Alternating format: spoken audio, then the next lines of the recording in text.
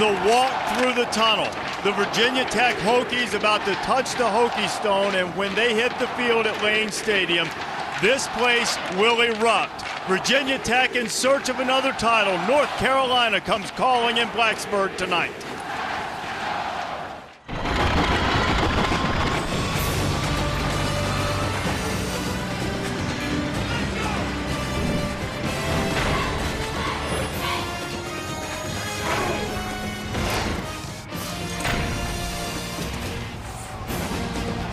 Welcome to ESPN's College Football Primetime, served by Applebee's. Tonight, Lane Stadium in Blacksburg, Virginia. One of the most intimidating venues in all of college football. And there's not much better than watching 66,000 strong welcome their Hokies.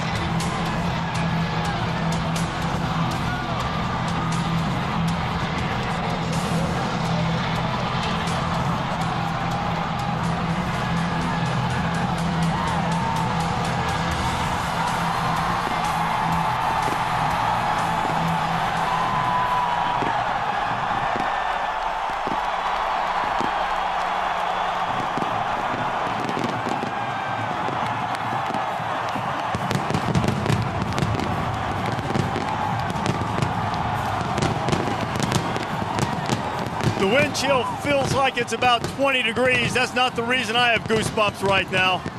One of the great moments in college football is seeing Virginia Tech run onto the field, and the Hokies once again are in search of a championship. A victory tonight would assure that Virginia Tech would do no worse than having a share of the ACC. Coastal, a date with Virginia, awaits to end the regular season, but North Carolina is in the house tonight. Glad to have you with us Thursday night in Blacksburg, a staple on the Thursday night tour. Reese Davis, Craig James, Jesse Palmer, Jen Brown is down amongst the throne working on the field.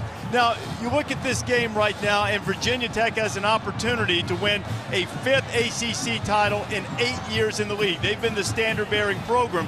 One of the reasons, Jesse, the second half of this year they've been so strong, much improved in dynamic offense. When you look at Virginia Tech offensively, they're very balanced. They run the football, they throw the football, they keep you guessing as a defense. And since Frank Beamer took over as head coach 25 years ago, they've been a run-first offense. And they feature a Heisman Trophy candidate, an outstanding athlete, and the nation's leading rusher in David Wilson. He was clocked at a sub-4.3 40-yard dash, and as a result is a true home run threat to score every time he touches the football. If David Wilson could get the running game going tonight early, it sets up big plays for quarterback Logan Thomas in the passing game. The 6'6", 260-pound sophomore has been a difference maker for this football team since a loss earlier this season against Clemson. He has elite arm strength. He's a tremendous runner. This North Carolina defense is going to have their hands full corralling these two playmakers from Virginia Tech.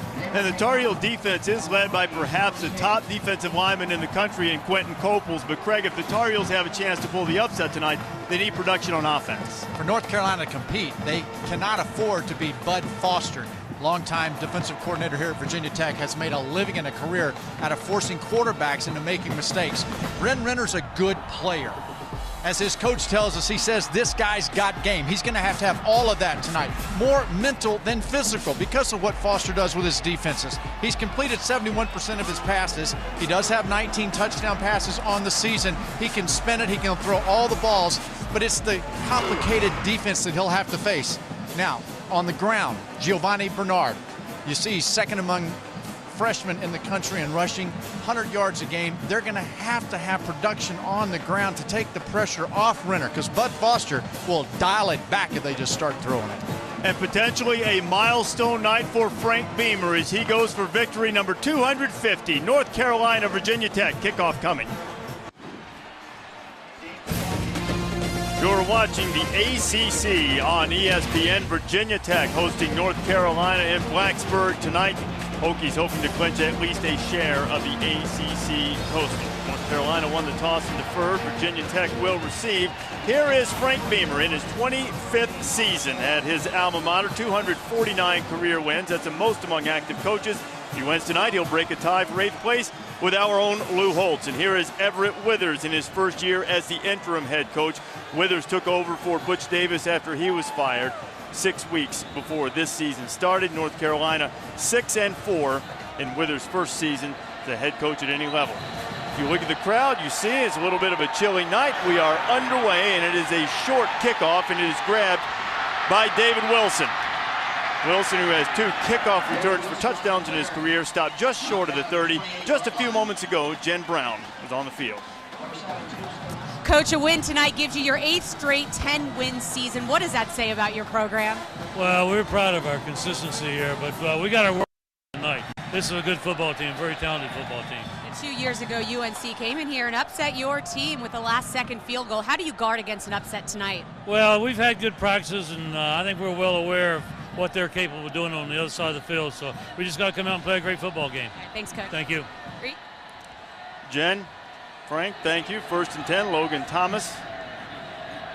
Big 6'6" quarterback for the Hokies is hit from behind immediately, and the football's loose, and North Carolina's right on top of it. It was Sylvester Williams who knocked it free. Zach Brown saying the Tar Heels have it. Now the officials agree. There is a flag down on the field. Tydreek Powell got the fumble recovery. Let's see what the call is from Ron Cherry. You want me? On the play, illegal formation, offense. Ball was recovered on the defense. So an illegal shift was called. Here's the first play from scrimmage. Yeah, on the inside, Sylvester Williams just beats the man up front. This ball was supposed to have been 1, 2, 3 out, and it didn't happen on time. It's just a discombobulated play. So North Carolina gets its first snap of the night from the Virginia Tech 20. Bryn Renner is the quarterback. Renner's father, Bill, was a punter at Virginia Tech. See how Bryn handles the nerves. Hokies showing some blitz. Giovanni Bernard is hit in the backfield. Kyle Fuller coming from his defensive back position to knock Bernard down for the loss. Here is the quarterback for the Tar Heels, who's had a little bit of an up-and-down season. Bryn Renner is a first-year starter, and as a result, makes a lot of mistakes. But he has natural playmaking ability, and as a result, he's the 7th most efficient passer right now in the country. Has to make smart decisions against what can be a very confusing Virginia Tech defense. On 2nd and 12, Renner quickly kicks it out. White Jones has it. Jones working his way inside the 10. He'll have a first down. It'll be 1st and goal for the Tar Heels. This is supposed to be a run play, but Bryn Renner sees a one-on-one matchup outside to his physical wide receiver, Dwight Jones, 6'4", 225 pounds, spits it out, gets it into his hands early. Jones does the rest. The thing about Renner that impresses you and really surprised me was how strong his arm is. It's one thing to have Jones out there with a one-on-one, but the zip of that football to get it in his receiver's hands so he could turn up the field and make the first guy miss, very impressive. 1st and goal for North Carolina, trying to strike first. Giovanni Bernard, circle button, touchdown. And the Tar Heels take advantage of the early turnover. They've been excellent in red zone touchdown percentage. And the freshman out of Davie, Florida, gets the Tar Heels on the board. Yeah, Nelson Hurst, the tight end on the left side, has the touchdown block here. Once the spin move is made, the tight end backside is what allowed Bernard to get to the end zone. Well, Bernard is North Carolina's first 1,000-yard rusher since 1997, and he flat put J.R. Collins in the spin cycle, and the Tar Heels have quieted his 87th consecutive sellout crowd at Lane Stadium. And Everett Withers, the former defensive coordinator of this squad, sees his defense make a big play, forcing the turnover from Logan Thomas. Then Bernard with the nifty run, and the Tar Heels thinking upset. They have the early lead in Blacksburg.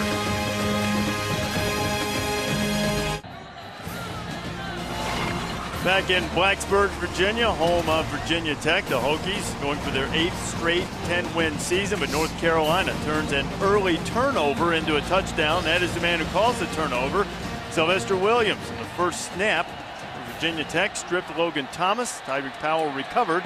And for the second time tonight, David Wilson turned a kickoff. He's got a little gap, and he's got great speed. Wilson gets it across the 35 to about the 37-yard line. Sean Tapley might have saved a touchdown. A lot of people very curious to see how North Carolina would start this game. 2 weeks ago in a shutout loss against NC State, a lot of their players said before the game, maybe not taking it serious enough. Guys were joking around in the locker room, and the results showed. Hasn't been the case tonight. They've come out and made a statement on both sides of the ball. Didn't get much of a look at Logan Thomas. In the first series, he was hit from behind and fumbled. Now with the second snap of the night. He'll throw it out quickly to Jarrett Boykin.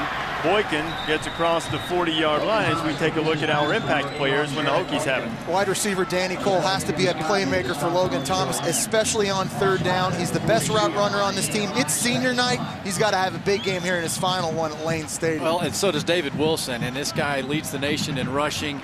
Watch when he spins, when people are trying to tackle him. He doesn't lose any speed, and he's going north before you can tackle him. You keep your eye on Quentin Coples, the defensive end, but his line mates have already made the big plays as there is movement in the middle of the line, and North Carolina appears to have jumped off sides.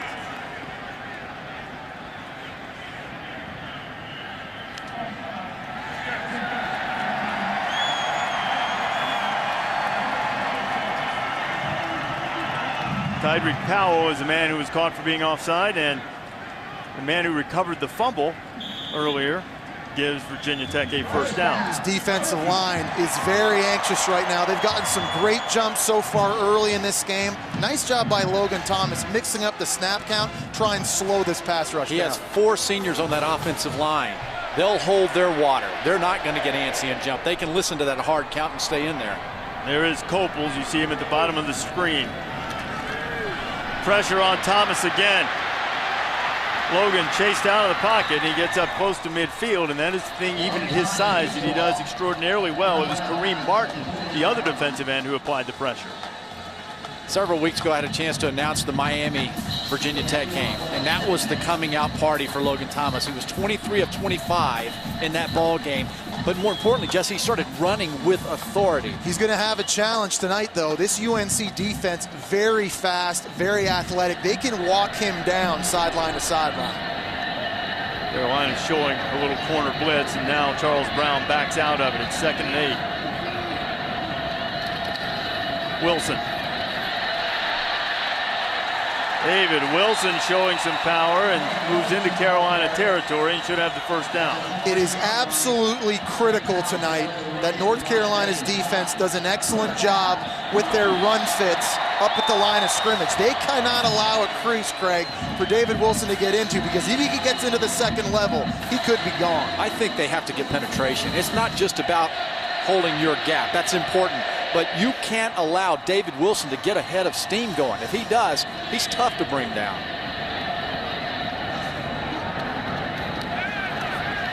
Quick pass to Boykin. Boykin's second catch on a similar play, opposite sides of the field. Good pickup on first down. It'll be 2nd and short. You know, I mentioned we all three did this game against Georgia Tech last week. Logan Thomas, he can run the ball, but his passing is impressive. He really has skills that a lot of quarterbacks on Sundays don't have. His arm strength, you can see why this coaching staff was eagerly anticipating him taking over for Tyrod Taylor. He possesses all the tools you look for in a marquee quarterback.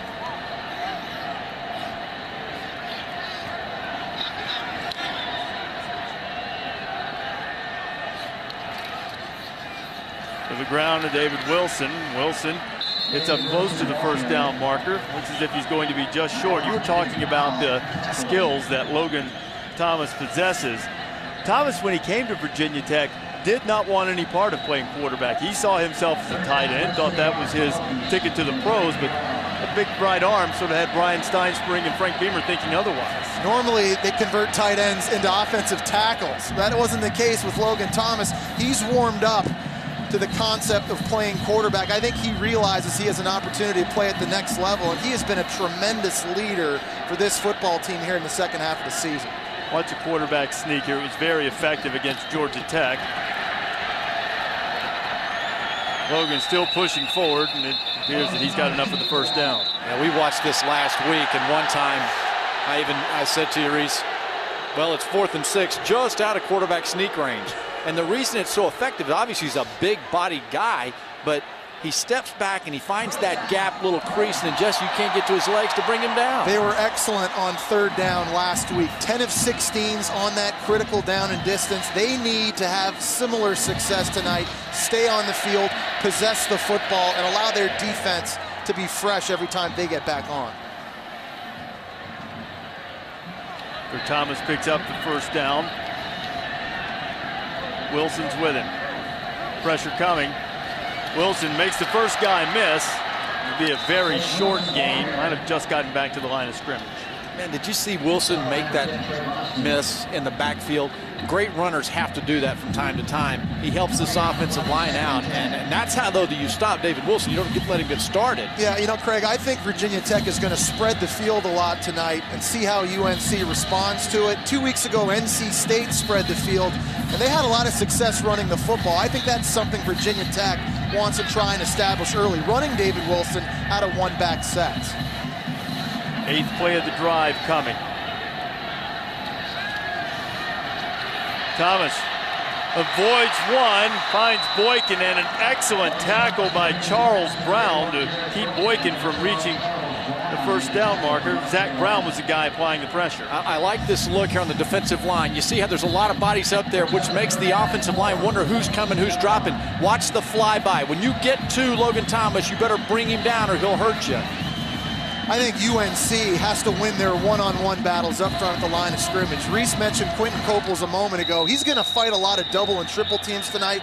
Those other players that are in one-on-one matchups, they have to win and try and bring Logan Thomas down. I don't know if he did it on purpose, but Sylvester Williams just kicked the ball back a little bit. The official caught him and moved it back up to the original spot. He might have just bumped it with his foot, or he might have been trying to get himself a half yard. Critical 3rd down here again. Showing pressure.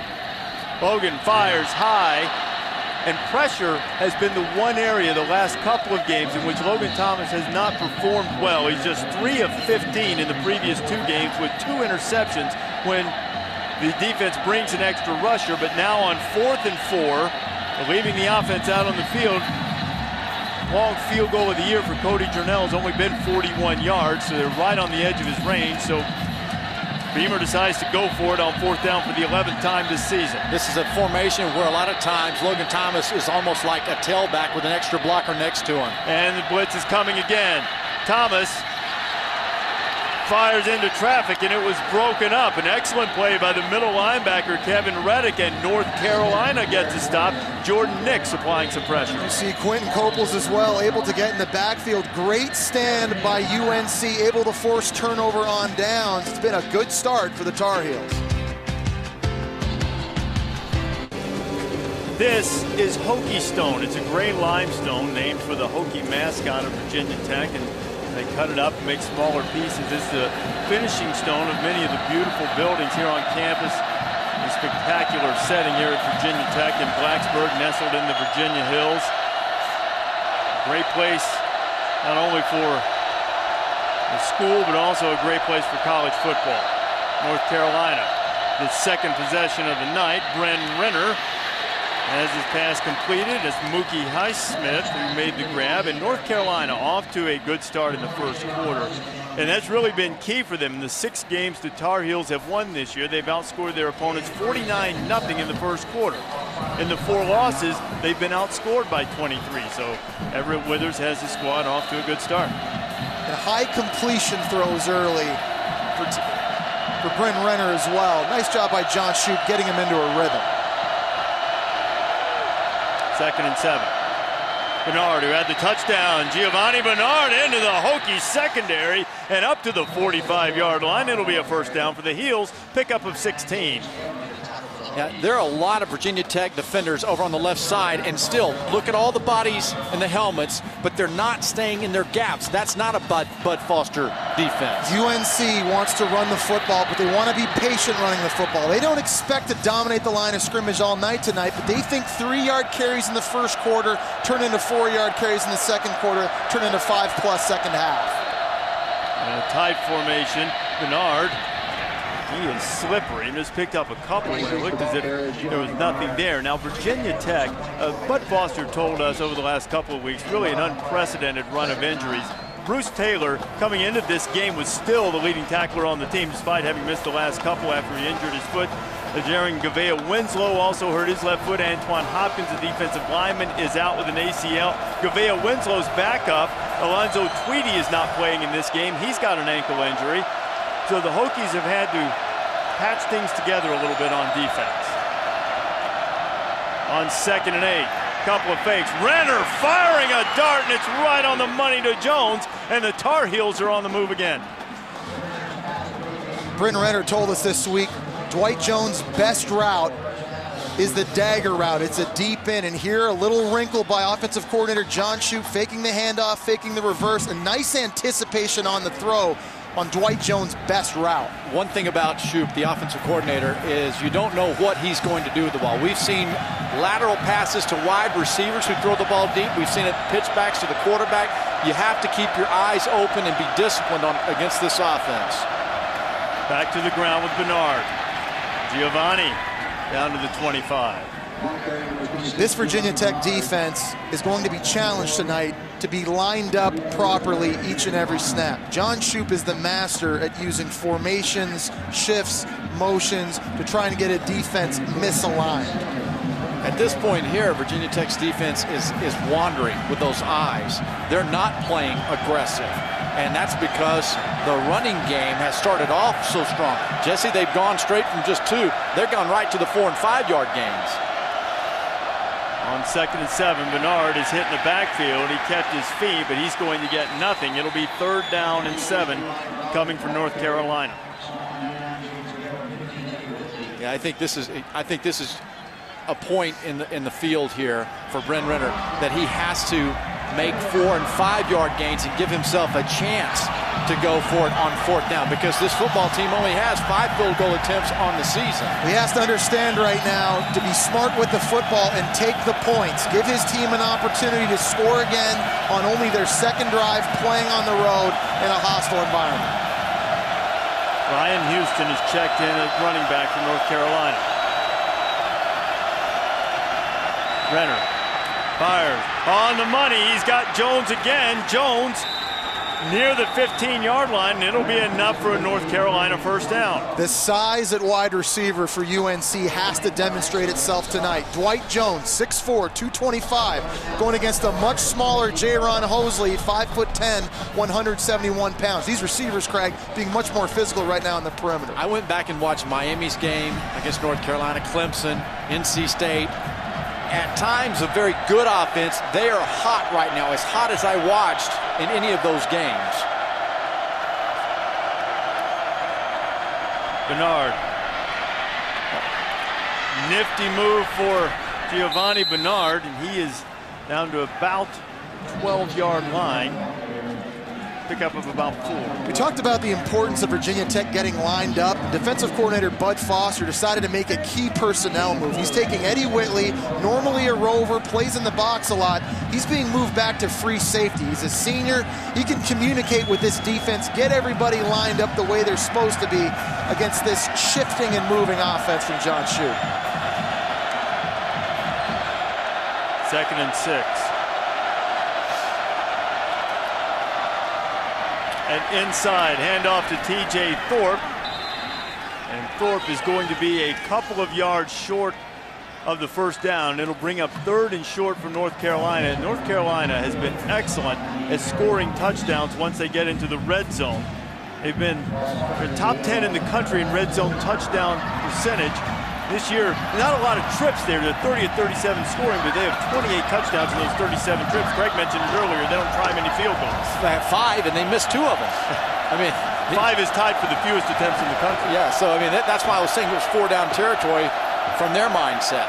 The bigger back Houston, the eye back now, and he has it.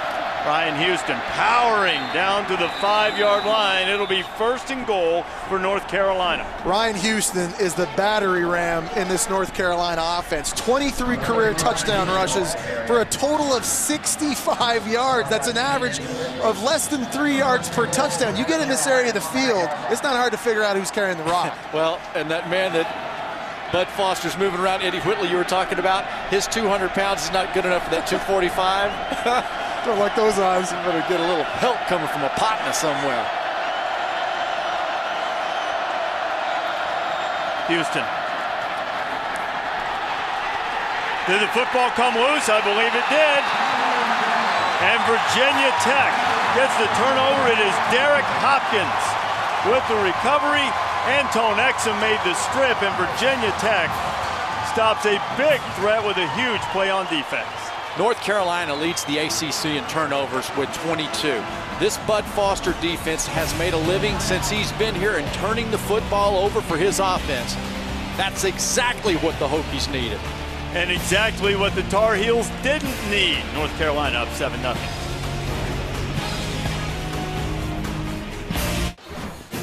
Time for tonight's Saturday menu, brought to you by Applebee's. A huge game in the Big Ten Legends. Nebraska and Michigan both trying to keep pace right behind Michigan State. And of course, the de facto, what I'm calling the Pac-12 championship game, USC and Oregon, because nobody else in the Pac-12 South right now ought to be in anything called a championship game. I did the Michigan game last Saturday at Illinois. Greg Madison has the Wolverines defense playing far better than they have in the last several years.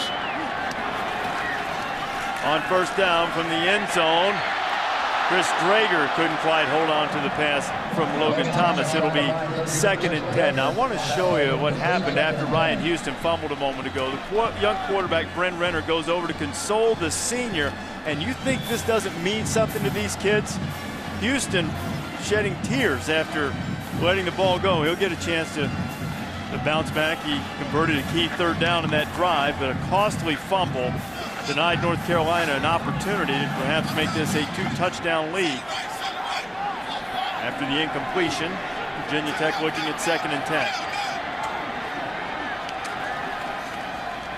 Boykin, a quick pass. Boykin, he dropped the football too. It's a chilly night, but fortunately for him, he was close to the sideline. It was after he picked up the 1st down. Seen a lot of careless play with the football early. That was the 3rd time the football's been on the ground in only 4 possessions of this football game. Well, it's a cold night, Reese. It's not cool. Let's get that straight. And look at the long sleeves on these receivers. I never liked that as a ball carrier because the ball is cold and hard and brittle on a cold night. And with those sleeves, there's nothing to really put your arms against and hold on to it. Boykin got enough for the 1st, and Boykin will get another chance. And this time he didn't fumble it. He just never caught it. They're calling it incomplete. It'll be 2nd down and 10, and for the all-time leading receiver in Virginia Tech history, it probably needs to be caught. North Carolina liking this start here defensively, getting in 2nd and 10 multiple times. We've seen tonight, Everett Withers, this defense of North Carolina, they're going to send pressure after Logan Thomas. They are not going to allow him to sit back and take dead aim at them. They're going to add a 5th, 6th defender, try to affect that accuracy. Where's David Wilson?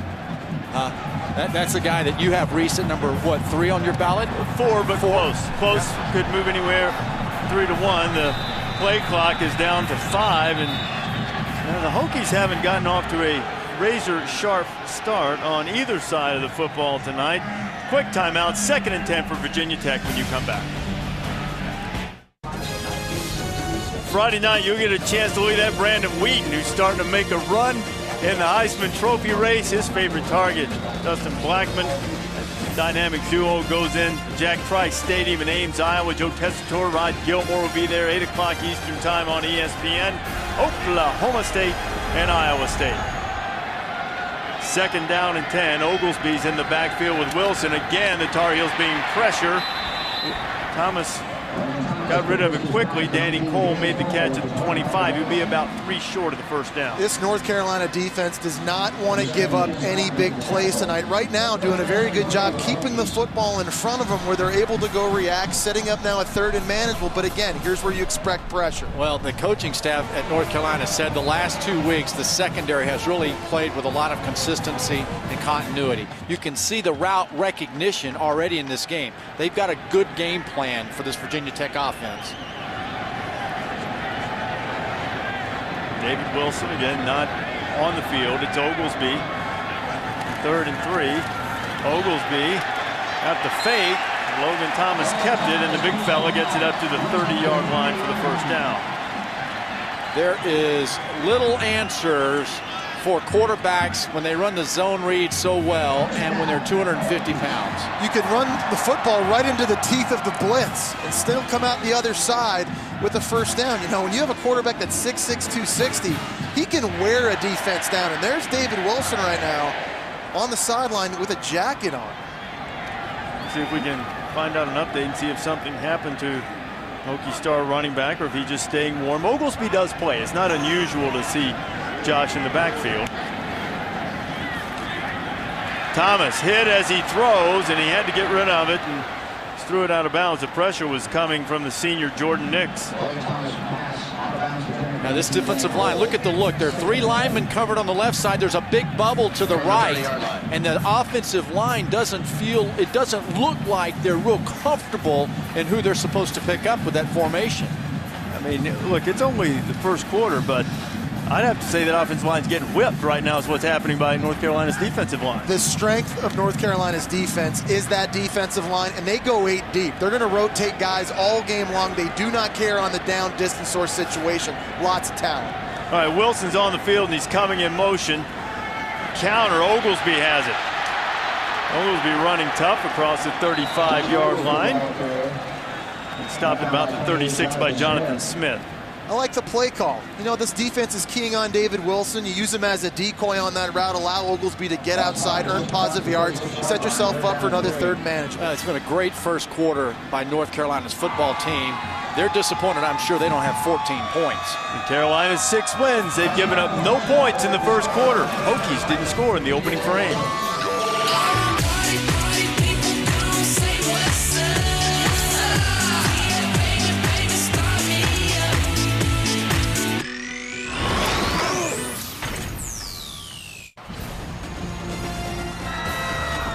Ready to start the second quarter. Lane Stadium in Blacksburg. Number 8 Virginia Tech trying for its 10th win of the season and hoping to sew up at least a share of the ACC Coastal, but North Carolina hasn't been cooperating. Not in the first quarter. The Tar Heels took advantage of a turnover, cashed it in, and missed another opportunity to score when they committed a turnover of their own. Now Logan Thomas and the Hokies looking at a 3rd down and long 3. Thomas fires to Danny Cole. First down, Virginia Tech. Jesse, I think this offensive line is going to have to get a lot more comfortable with that front look that North Carolina's given them. That 7 walked up across the line, 3 dropping out. And Logan Thomas can help them out, Craig. You see on that last play, taking his time with the cadence. He checked the protection at the line of scrimmage, moved his running back to the left side, made sure he was protected, got the look he wanted before throwing the completion. David Wilson back in the game and has the ball. Wilson wrapped up by Sylvester Williams. Sylvester has had a good quarter plus. Sylvester Williams hasn't played a lot of football. In fact, he only played 1 year of high school before he went to a factory to start building radiator parts for large trucks. He then decided to go play JUCO before coming here to UNC. He's had a tremendous impact, really, for a guy that really hasn't played a lot of football. Guy's got a diesel engine underneath that jersey, I'm telling you now.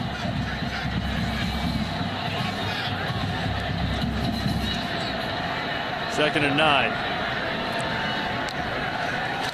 Thomas firing quickly to Boykin.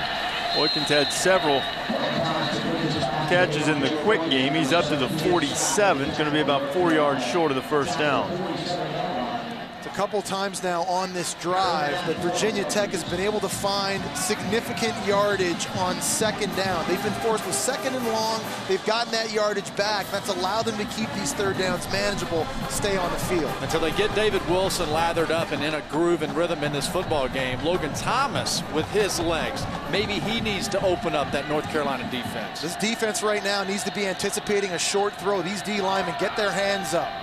Try to bat this down. If you can't get to Logan Thomas, make the sack. Zach Brown has tremendous speed. He's number 47. He got caught up trying to blitz, but hot on the heels of Thomas was Tyreek Powell, and Thomas got it to Danny Cole. That's some serious arm strength and a first down for Virginia Tech inside the Carolina 35. Danny Cole is a senior, and you know that by watching him on this route. It's the scramble rules outside. In fact, this is DJ Cole's working back to his quarterback. Once Logan Thomas breaks contain, that's exactly how you practice it each and every week. What impressed me on that, guys, was Logan Thomas running, avoiding the sack, and throwing a bullet downfield. That's a hard throw to make, and it was accurate. Very good job. Seen the speed on this defense a couple of times. Came very close to walking down Logan Thomas when he scrambled. Close ain't good enough. Wilson is getting a hand on the shoestring of Wilson with Charles Brown to stop what could have been a big gainer. We got a player down. That's Andrew Miller, the center, who's a little slow to get up for Virginia Tech. Seen a lot of variety so far in the running game from Virginia Tech. They've tried to use David Wilson's speed, get him outside, but they're also trying to nullify the athleticism of this UNC defense by running right at them. Well, I think what you've got to really be concerned with if you're going against David Wilson is letting up on a play, because he will turn his direction around in a heartbeat and be gone. Michael Vine, the backup center, practices a few snaps. This is the 13th play of Virginia Tech's drive. There's a flag that goes right around the line of scrimmage as David Wilson slips as he gets close to the 30-yard line. It's thrown where you often catch a team holding.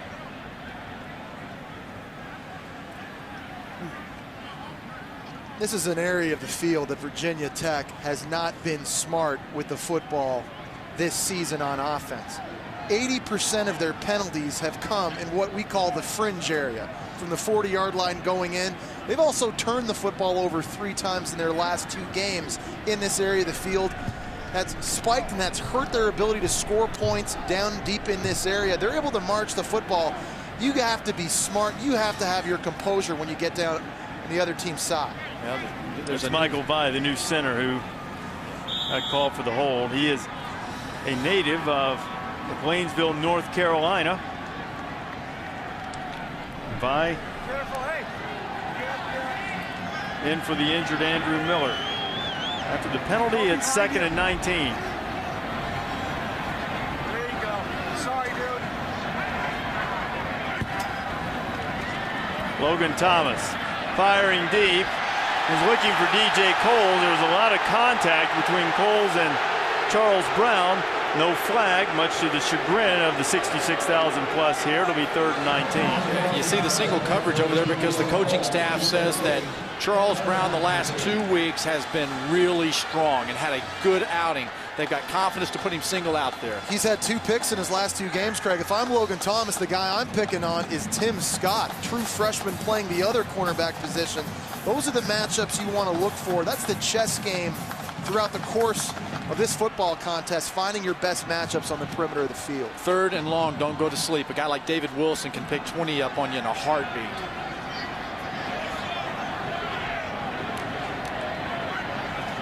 Thomas just gets the snap off again. He gets pressure coming from behind him is Zach Brown, who's got great speed. But Thomas doesn't go down, and he gets to the 25-yard line. It's going to be very close to the first down. I think he's going to be about a half-yard short. Logan Thomas, believe it or not, possesses a lot of the same skills that Tyrod Taylor had. He's able to extend plays with his legs. It doesn't look the same because of his frame and those long strides, but when 260 pounds gets going with momentum forward, it sets up 4th and short. Here's the 4th down. You know what's coming. Logan Thomas The quarterback sneak, he was stopped, but he kept the legs driving, and the Hokies convert with the sneak again. Watch how Logan Thomas is going to take a step back. Here's your area over here that he's going for. They've got to be great at getting into the gap. The coaching staff told us this week the way you stop it is you got to be gap strong when he goes to that hole. Logan Thomas told me yesterday he taps the center on the side that he's going to plunge into, and he waits to see if that defender in that gap pinches inside. It's exactly what he did right there. Wilson stays on his feet. He's inside the 15. Another first down for the Hokies, it appears. David Wilson has freakish athletic ability, so much quick twitch and those muscle fibers. He's able to do things you just don't see other running backs able to do. Look at the balance on this. Watch Jonathan Smith come up, and he kept his legs going. That's the one thing a defender has to do against a great runner. Keep your legs running through the ball carrier. He did that. But David Wilson kept his legs going just a little bit faster. Wilson, one of the premier runners in this country. 17th play of the drive that started on the Virginia Tech 5. Thomas. This time he won't be able to get away. Trey Boston was the first guy to hit him. Also there to help out was Dante Page-Moss. And you just said it, Reese, you've got David at number 4 on your Heisman ballot. Jesse, we see a lot of runners. Guy can get after it. No doubt about it. You know, people are going to talk about Trent Richardson. I think Monty Ball is a guy out there from Wisconsin that should get some serious consideration as well. David Wilson doesn't have the touchdowns, only 7 this year, but he's meant almost everything to this offense along with Logan Thomas. Thomas firing toward the end zone. The grab is Chris Drager, touchdown.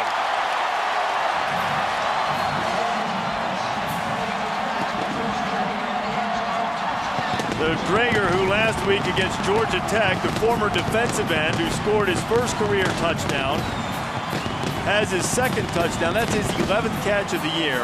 Every one of them, either a first down or a touchdown. And the Hokies, after an 18-play, 95-yard drive that ate up nearly 8 minutes, an extra point away from tie. Cody Journell puts it through, and we're tied. Chris Drager's the tight end. Watch the linebacker level at North Carolina. See them all get drawn up for Mr. David Wilson. That opened up a very nice, well-known ball by Logan Thomas, man. Virginia Tech answered. They had to answer.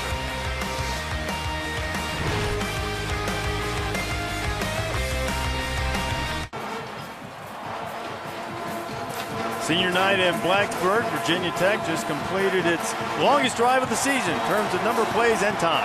You see Zach Brown at linebacker, who's got his eyes in the backfield. The play fake to David Wilson forces him to freeze just 1 second, and tight end Chris Drager able to get outside leverage on the free safety Trey Boston, and a perfectly thrown ball by Logan Thomas.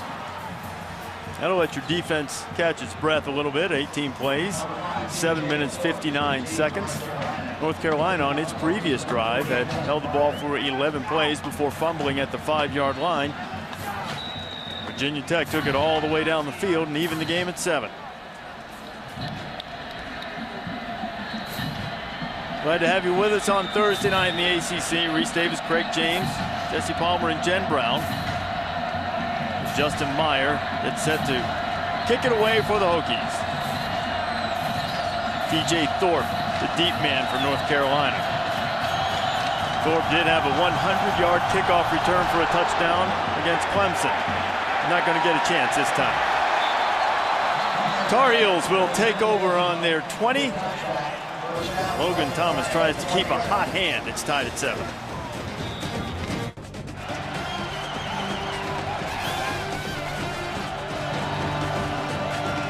Our crew at a bowling tournament last night. I mean, they knocked over some pins. Joey Cruz, who's part of our Skycam team, knocked down a 213. He won the Hokie Bowl trophy. Okay. Wow. Get your name put on that Hokie Bowl trophy just like it's the Stanley Cup or something. Joey will be able to put M&Ms in it for a year. North Carolina has it back. Giovanni Bernard picks up about 4 on first down.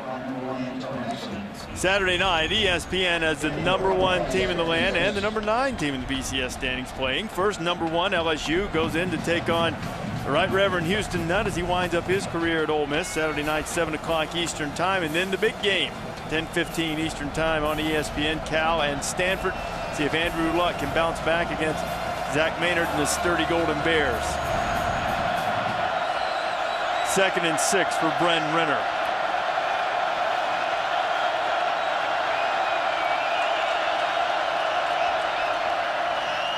Back on the ground, great success, first down and more, but there is a flag that came flying in. It landed at the 29-yard line. And if it is holding, it will negate a great run by Giovanni Bernard and some good blocking up front.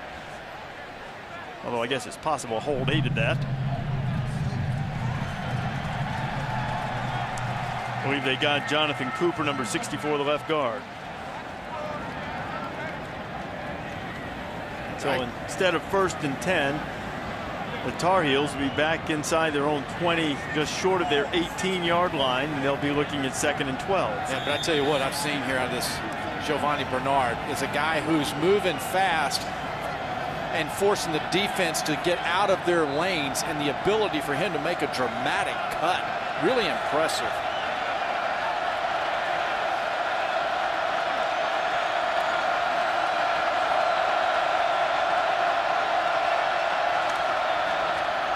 Renner better get rid of it, and he does. He had a man running open, but he couldn't quite hook up with Christian Wilson. Renner took a shot from Jack Tyler. This defense forces quarterbacks to make perfect throws. They got a lot of orange jerseys close to the line of scrimmage, and when they throw play action, there are a lot of guys running back underneath that route. It's going to have to be a perfect throw by Bren Renner in order to complete that ball. Well, Virginia Tech averages nearly 3.5 sacks a game. That's #1 in the ACC, 5th in the country. If you hold on to it too long against this defensive front, you're going to the ground. This is an area, this is a down that Bud Foster will bring pressure tonight on Bren Renner. Renner just threw his first incompletion of the night. He's 4 out of 5. Renner fires a dart. Well, it was complete momentarily, but Dwight Jones was unable to hold it. Jaron Hosley knocked it free. And the Tar Heels will have to send on the punt team. Jaron Hosley, this is a technique of how you disrupt a receiver. Watch the rip up through the football. Hosley, a guy who led the FBS in interceptions in 10 this season, coming in with that defense right there, ripping right through the football. He plays with a chip on his shoulder, Craig. He was the last verbal commitment in the 2009 recruiting class. He takes that personally. He tries to make a statement each and every time he takes the field. Small in stature, big in heart. Let's watch this, guys. Thomas Hibbert has had 3 punts blocked this year. A short kick. Hosley stepped up, and the flag's going to come in. The interference with the opportunity to catch the kick. Dion Guy was there and appeared to, well, not appeared to, he did. He bumped Jaron Hosley. So the field position is going to be excellent for Virginia Tech.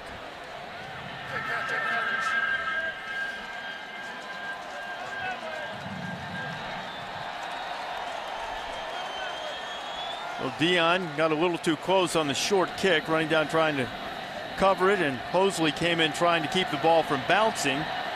Picked up the penalty in the 15 yards. And Virginia Tech will get it back inside the North Carolina 35-yard line. Some costly mistakes by the Tar Heels as the Hokies try to take the lead. Sylvester Williams getting a great jump on the very first play of the game, swimming, getting a strip on Logan Thomas. That would lead to an early touchdown for North Carolina head coach Everett Withers here playing on the road. Now Everett Withers saw his team in the last series commit 2 costly penalties. One negated a first down run. The other, interference with the opportunity to catch a punt. And David Wilson trying to make him pay. Wilson into the open field. Wilson inside the 5. It'll be 1st and goal, Virginia Tech.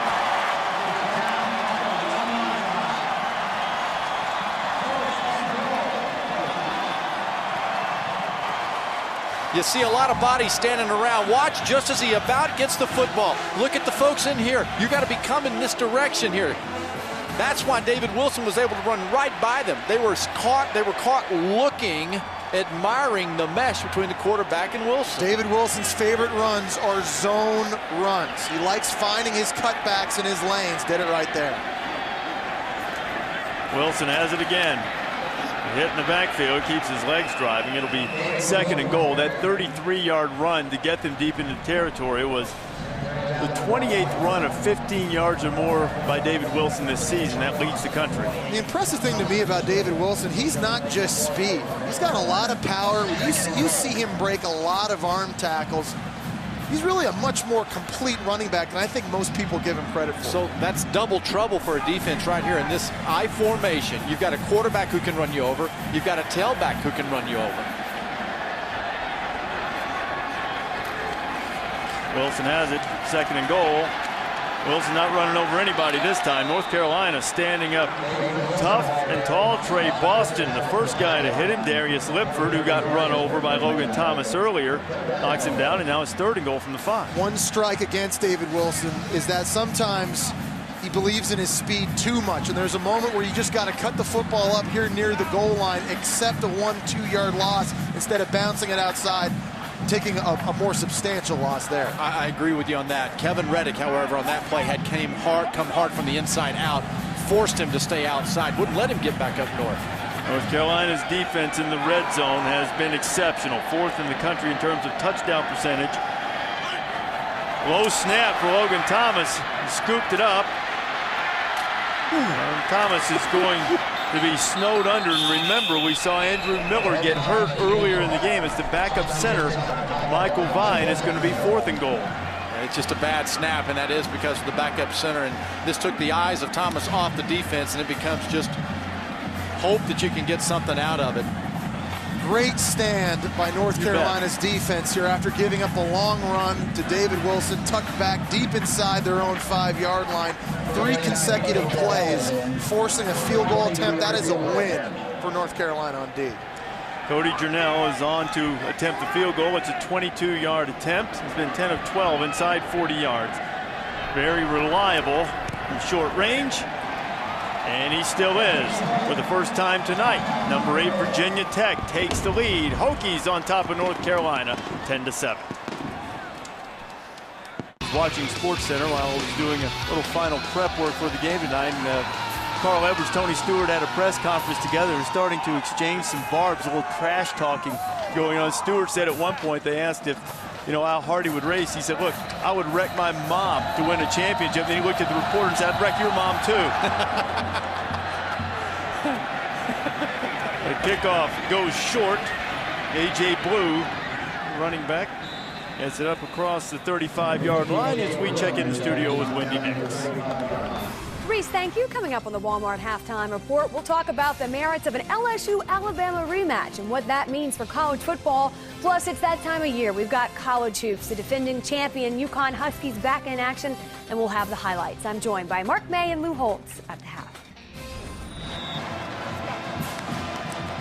All right, Wendy, you know what I want to hear? I want to hear if Lou is rooting for or against Frank Beamer.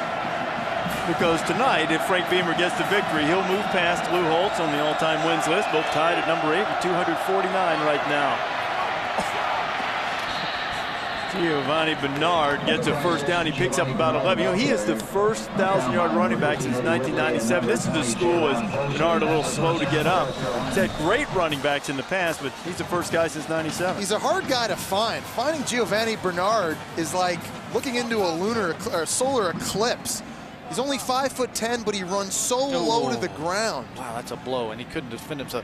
Yeah, hey, did you see that move, though, that dead leg move?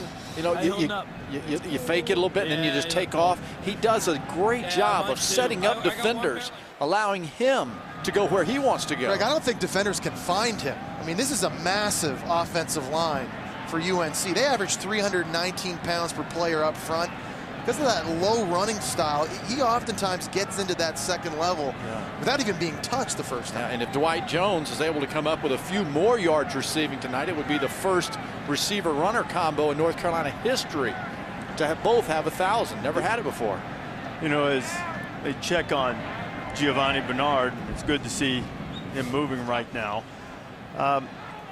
helmet-to-helmet hits, something that they've tried to really crack down on. It's a difficult thing sometimes for a defender when he's coming in full speed and the offensive guy lowers his head, but that was a tough hit from Jaron Hosley. As we check in with Jen Brown, the shot, we're not diagnosing Giovanni Bernard right now, Jen, but North Carolina has a great way to keep an eye on potential head injuries for all of their players. That's right, Reese. So UNC is actually the leader in concussion studies at the university level. They've got a doctor there, Dr. Kevin Guskowitz. He's one of the foremost authority in concussions. He's actually worked with his team quite a bit. They've got sensors in their helmets as well as sensors in their mouth guards that detect the impact that these players are taking on the field.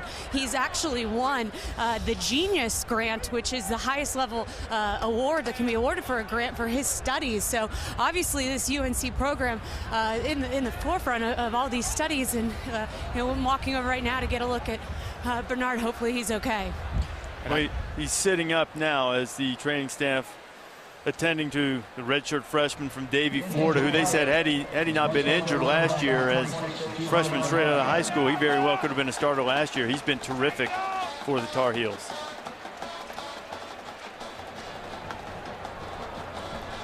Expect A.J. Blue to start getting more carries now for North Carolina in Bernard's absence. A.J. Blue, a guy that played a little bit of Wildcat quarterback position 2 years ago.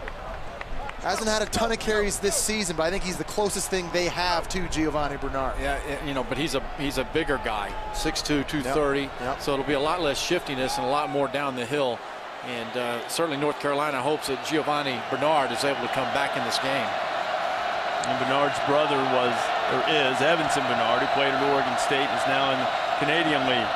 A.J. Blue, his first carry of the night, and he follows some good blocking to get into Virginia Tech territory. It'll be second down and short, probably about 3.5, maybe 4. Yeah, I think this is where now the coordinator, Shoop, has to start being creative. He's got to move them around. He's got to get Virginia Tech on their heels. We just saw an example of that, Craig, on that last play, bringing the wide receiver in motion to try and hold the backside defensive end who was unblocked. Ryan Houston checked in at tailback. The quick give was to A.J. Blue, who was lined up front. And North Carolina is going to move the chains, another first down. John Shoop's going to continue running the football, and he's banking on the fact that he's going to get one big home run throw opportunity here before the end of the half. Because Virginia plays so much zone defense, they have 11 sets of eyes looking in the backfield, and they're aggressive. When they see the football, they attack. Watch for John Shoop try to dial up one downfield here before the half.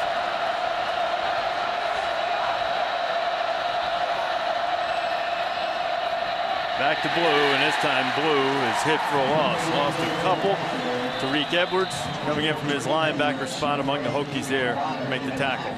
That right there tells you that Bud Foster's defense was well schooled Monday through Friday, understanding exactly what the down and distance, the formation. They knew the run that was coming that direction. They played very aggressive with it. I think Bud Foster was expecting North Carolina to try and run against them in this game. Remember, Virginia Tech gave up a lot of rushing yards against Miami in the second half of that game you called? Yep. UNC watched that tape.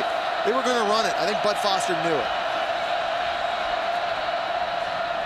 Fake the end around. Renner fires close to first down yards. I think he's going to be just a little bit short as Nelson Hurst, the tight end, just his 8th catch of the year. All that movement, you could see Virginia Tech dropping in their lanes, Jesse, but they were wondering where's the ball going. That's the beauty of all this shifts in motion. John Shoop is the master of adding wrinkles to a given play. We had seen that zone look, that running play a couple times tonight. You see the fake reverse, they throw it to the tight end. You're going to see a lot more wrinkles and deviations from these plays tonight from John Shoop. It's 3rd and 1, but it's a long one, maybe a yard and a half. Renner gives it to Blue. He gets the first down to the 30-yard line. North Carolina with just over 2 minutes remaining in the half, trying to move in position to regain the lead. Yeah, the little old wham block there. Big tight end comes in motion, knocks out defensive end. That was number 80, Jack Tabb, 6'3", 240. I used to love those blocks because you knew that they weren't ready for that ear hole. Must have been nice. You run right behind that blocker's fanny on your way. Would it be nice for UNC right now? It'd be to maintain possession of this ball, get a score as the final possession of this half, try and at least tie it up going into halftime. Renner gives it to Blue. AJ has a pickup of about 4 on first down as we check in with Jen Brown. Reese, a quick injury update on Giovanni Bernard. He suffered what they say is a neck/head injury. They've taken him back to the locker room to evaluate him. They said they're going to evaluate him at the half and determine whether or not he can return. And obviously, I'll keep you guys updated once I know more. You know, it's a clean hit. Looking back at that replay again, the defender's head was up going in on the collision. Like you mentioned, Reese, football is a contact collision sport. Yeah. There's Jaron Hosley, the man who made the hit on Giovanni Bernard. 2nd and 6. There's Renner taking his shot. And turned around out there was his receiver, Jack Tabb, who made the wham block a moment ago but couldn't find the football. It's 3rd and 6. There's the shot that John Shoop was trying to dial up, but Craig, it's gusty with this wind. And you see the football come out of Bryn Renner's hand. Didn't come out very clean. Forced it to flutter a little bit in the end zone. Yeah, it absolutely did. And with that in mind, this is a setup play right here. Set up a short 4th down if you don't get it. And just coming back into the game, Dwight Jones. He hasn't been in there for a while. I'd find number 83, Dwight Jones. He's up on the right side. Over here on the right side for you. Expect a shallow cross here maybe with his alignment right now.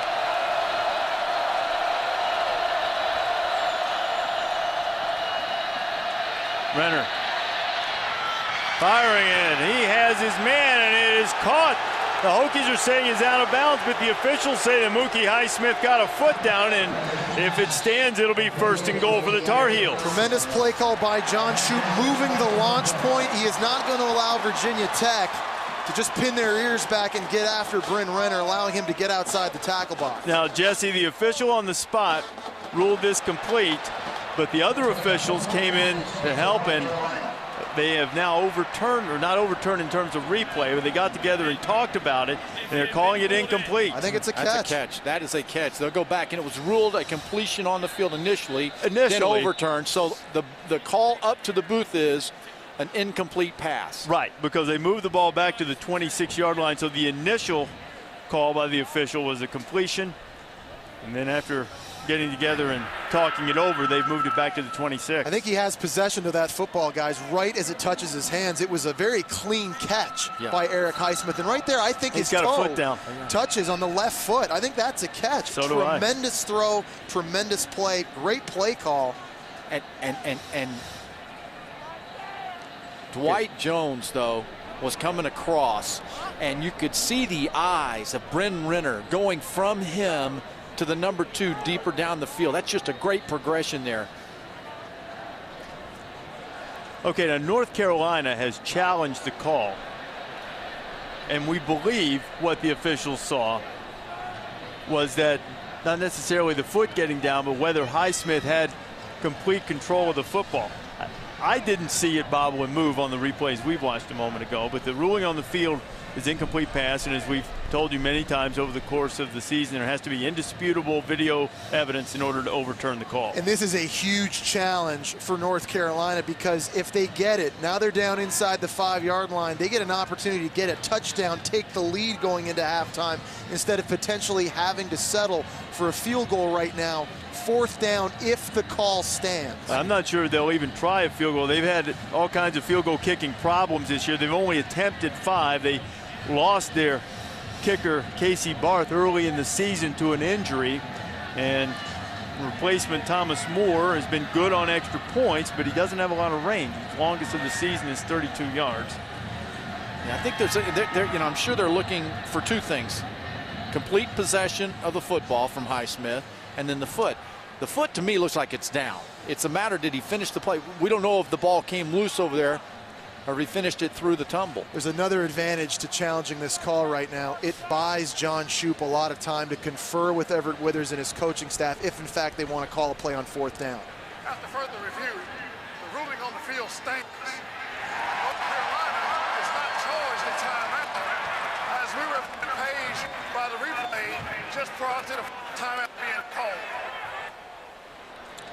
All right, so Ron Cherry saying the play stands, so what that means is there wasn't enough video evidence to overturn it. And now North Carolina is indeed going to try the field goal. It will be a 43-yard attempt for Thomas Moore. It will be The longest of the season in the career for the freshman as he tries to tie the game with less than a minute to go in the half. Flynn's going right to left. Moore sends it on its way, and it is wide left. Craig, so a huge call goes against North Carolina, and they come up empty. Well, Craig, we just talked about that wind a second ago, affecting passes, it's affecting kicks, and now you've missed that field goal.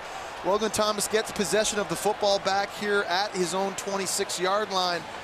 You're Mike O'Kane calling plays for Virginia Tech. You decide to get aggressive, playing at home. What do you guys think? Well, I think, you know, right now, if you're Virginia Tech, you're certainly happy that you were able to hold North Carolina to 7, because remember, they fumbled at the 5 going in the first quarter. It's all on the first play. If they can get some production here, then maybe they do something with it. Thomas has plenty of time, has to check it down to Boykin. Boykin steps out of bounds and stops the clock. Going back, though, to that North Carolina drive, that was a very important drive for them to hold the football, to get some rhythm and confidence before they go in at halftime. Got a lot of decisions to have to make now in the second half. If Giovanni Bernard's not able to come back, how does that affect this offense? How does that affect the play calling coming up here in the second half of this game? 2nd and 3, and more pressing for the Hokies. 38 seconds remain in the half. Boykin and the inside screen. First down and a lot more. Boykin shoved out of bounds at midfield. 1st and 10 for the Hokies. 2 timeouts left right now. It completely changes your mindset. 31 seconds is an eternity for this offense with those timeouts. I love the play call. Yeah, I absolutely do too. This is confidence in your quarterback, knowing that he's going to see if a lineman has dropped into that screen zone, because North Carolina is really good at getting back into passing lanes. 2 timeouts now. They do not have to use the sidelines. They can throw the football over the middle of the field into open zone. Or run it. Logan Thomas with those legs. Boykin's caught 7 passes for 60 yards. Thomas underneath to Wilson. Wilson hit hard from behind. That was Quentin Coples. Those 2 guys are going to meet on Sunday afternoon one of these days, and I know David will be looking for him the next time. Did you get an idea from that why the NFL fellas are fond of Old 90 and Tar Heel Blue? They might be sharing a green room together at the next year's NFL draft. Get some eyes in the back of that head. I'd be careful if I were that guy. It's close to Thanksgiving, you know.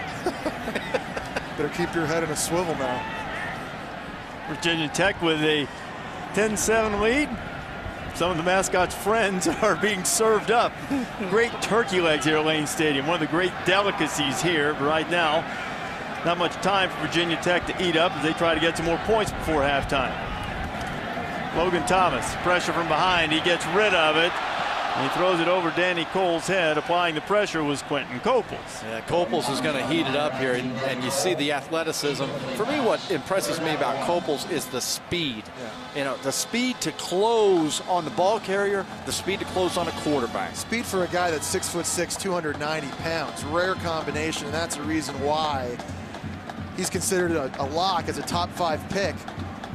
21 career sacks, tied with Lawrence Taylor for 4th most in school history.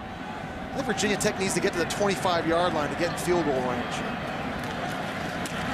When it's short yardage, just let Logan do the work on the quarterback sneak, and he does it again. So 14 seconds now. Virginia Tech with 1 timeout left, but Thomas trying to get everybody lined up. Yeah, he's going to clock it here. Yeah, clock stops until the chains are set, and now Thomas only lost 3 seconds. That is Cody Journell. His career long's 41 yards. Consider with this wind how we've seen it affect kicks. Thinking you get it to the 25, make it a 42-yard attempt, really give yourself a realistic shot. I'm sitting here thinking, get the ball in David Wilson's hands, but we've seen him time and again this season. He has the ability to go and extend a play well beyond 11 seconds. I mean, there was one play this year, I think he went like 31 seconds, ran 160 yards. It was one of those crazy football plays. It was the play against Clemson, the only game that Virginia Tech has lost. You looked at the wind, and it died down for a moment. It is at the Hokies' back, it appears, but swirling a little bit. Thomas taking a deep shot. Marcus Davis is out there, and he couldn't quite catch up. Tim Scott on the coverage. Davis, a junior from Virginia Beach and a big-time athlete, couldn't quite get that one lined up. That's a throw that Logan Thomas is going to want to have back. He had 3 one-on-one matchups across the board at wide receiver. He tries to take advantage of 6'4" Marcus Davis, who has a 44-inch vertical leap.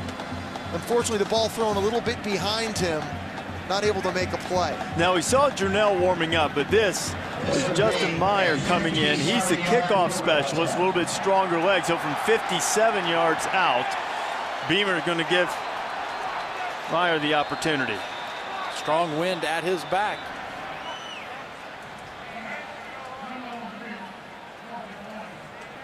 North Carolina uses its timeout, gives us a moment for our conference update. Now brought to you by Dr. Pepper 10. And in the ACC, Clemson has already earned a spot in the ACC championship game. Ticket sales already taken care of. It's going to be a great scene, Charlotte, for that game between Clemson and either Virginia Tech or Virginia. And the sense of urgency for Virginia Tech has to be high tonight, because if they win tonight and Virginia loses against Florida State on Saturday, Virginia Tech has locked up the division this weekend to set up that great rematch against Clemson in the ACC title game. You know, I asked Jaron Hosley yesterday, I said, are you sort of, rooting for Virginia a little bit against Florida State, just, to raise the stakes of the Commonwealth Cup? And he tried to be diplomatic for a while, but finally said, I'm a Virginia Tech guy. I'm not supposed to root for Virginia. Well, I'll say this quickly about Virginia. Virginia and Mike London, Michael Rocco at quarterback. That is a highly improved football team. So Virginia Tech trying to tack 3 more on. The final seconds of the first half. This is a 57-yard attempt for Meyer. And a little bit of a knuckleball. Charles Brown was back there.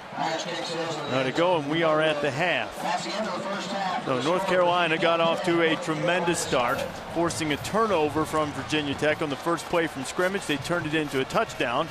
Quentin Coples in the Carolina defense has made Virginia Tech earn it as we check in with Jen Brown, who's with Frank Beamer. Coach, up by just 3. What message do you want your team to receive here at the half? Pardon me? You're up by just 3. What message do you want your team to receive here at the half? We just got to keep, we got to play. This game's far from being decided, and these guys are playing well. So we got to come out and move that football. What adjustments would you like to see made? I'm sorry. What adjustments would you like to see made? Well, I think we're okay. Offensively, after that first play, we been moving the football, and up front on defense, they're just kind of mashing us a little bit. All right, thanks, Coach. Reese? All right, Jen, Beamer, the winningest active coach in college football in his 25th season here at Virginia Tech, has designs on a shot at his 5th ACC title and 8th conference title overall. Logan Thomas found his tight end Chris Drager. Hokies have a 10-7 lead. Welcome back to ESPN's College Football Primetime, served by Applebee's. Blacksburg, Virginia tonight, about to start the third quarter. Virginia Tech up on North Carolina 10-7. Hokies trying to clinch at least a share of the ACC. Coastal Virginia is still in the race as well. Cavaliers play Florida State on Saturday as you have a look at Frank Beamer, who's going for victory number 250 in his career. Reese Davis, Craig James, Jesse Palmer, Jen Brown's working the field for us. North Carolina took advantage of a mistake, scored first, and maybe if not for a mistake by them, the Tar Heels would have the lead in this game. What about the second half for them? That's the message that I think Withers has to give his ball club. They have to understand that they are playing very well in this ball game, could have more points on the scoreboard. So it's not like they came into Lane Stadium and were intimidated and blown out. I like the way they entered here. I think the team that makes the fewest mistakes wins this football game. Very evenly matched right now in all 3 facets of the game. Historically, Frank Beamer's teams have played very even keel. Since 2004, when they joined the ACC, they're 25-2 in games played in the month of November. It's going to come up to Logan Thomas, the playmakers on this Virginia Tech team, to remain calm, make plays, try and stay alive for that ACC Coastal Division Championship. Frank Beamer talked about the fact that much of the first half, the North Carolina defensive line put a lot of heat on Virginia Tech, both making it difficult to run, though David Wilson did have 51 yards in the first half, but Thomas threw it 20 times, hit 12 of them. North Carolina will have the ball first to start the second half. Justin Meyer, the kickoff specialist, drives it deep, and the youngster TJ Thorpe couldn't get it corralled. So Carolina will start on the 20 as we take a look at our coaching adjustments brought to you by Home Depot.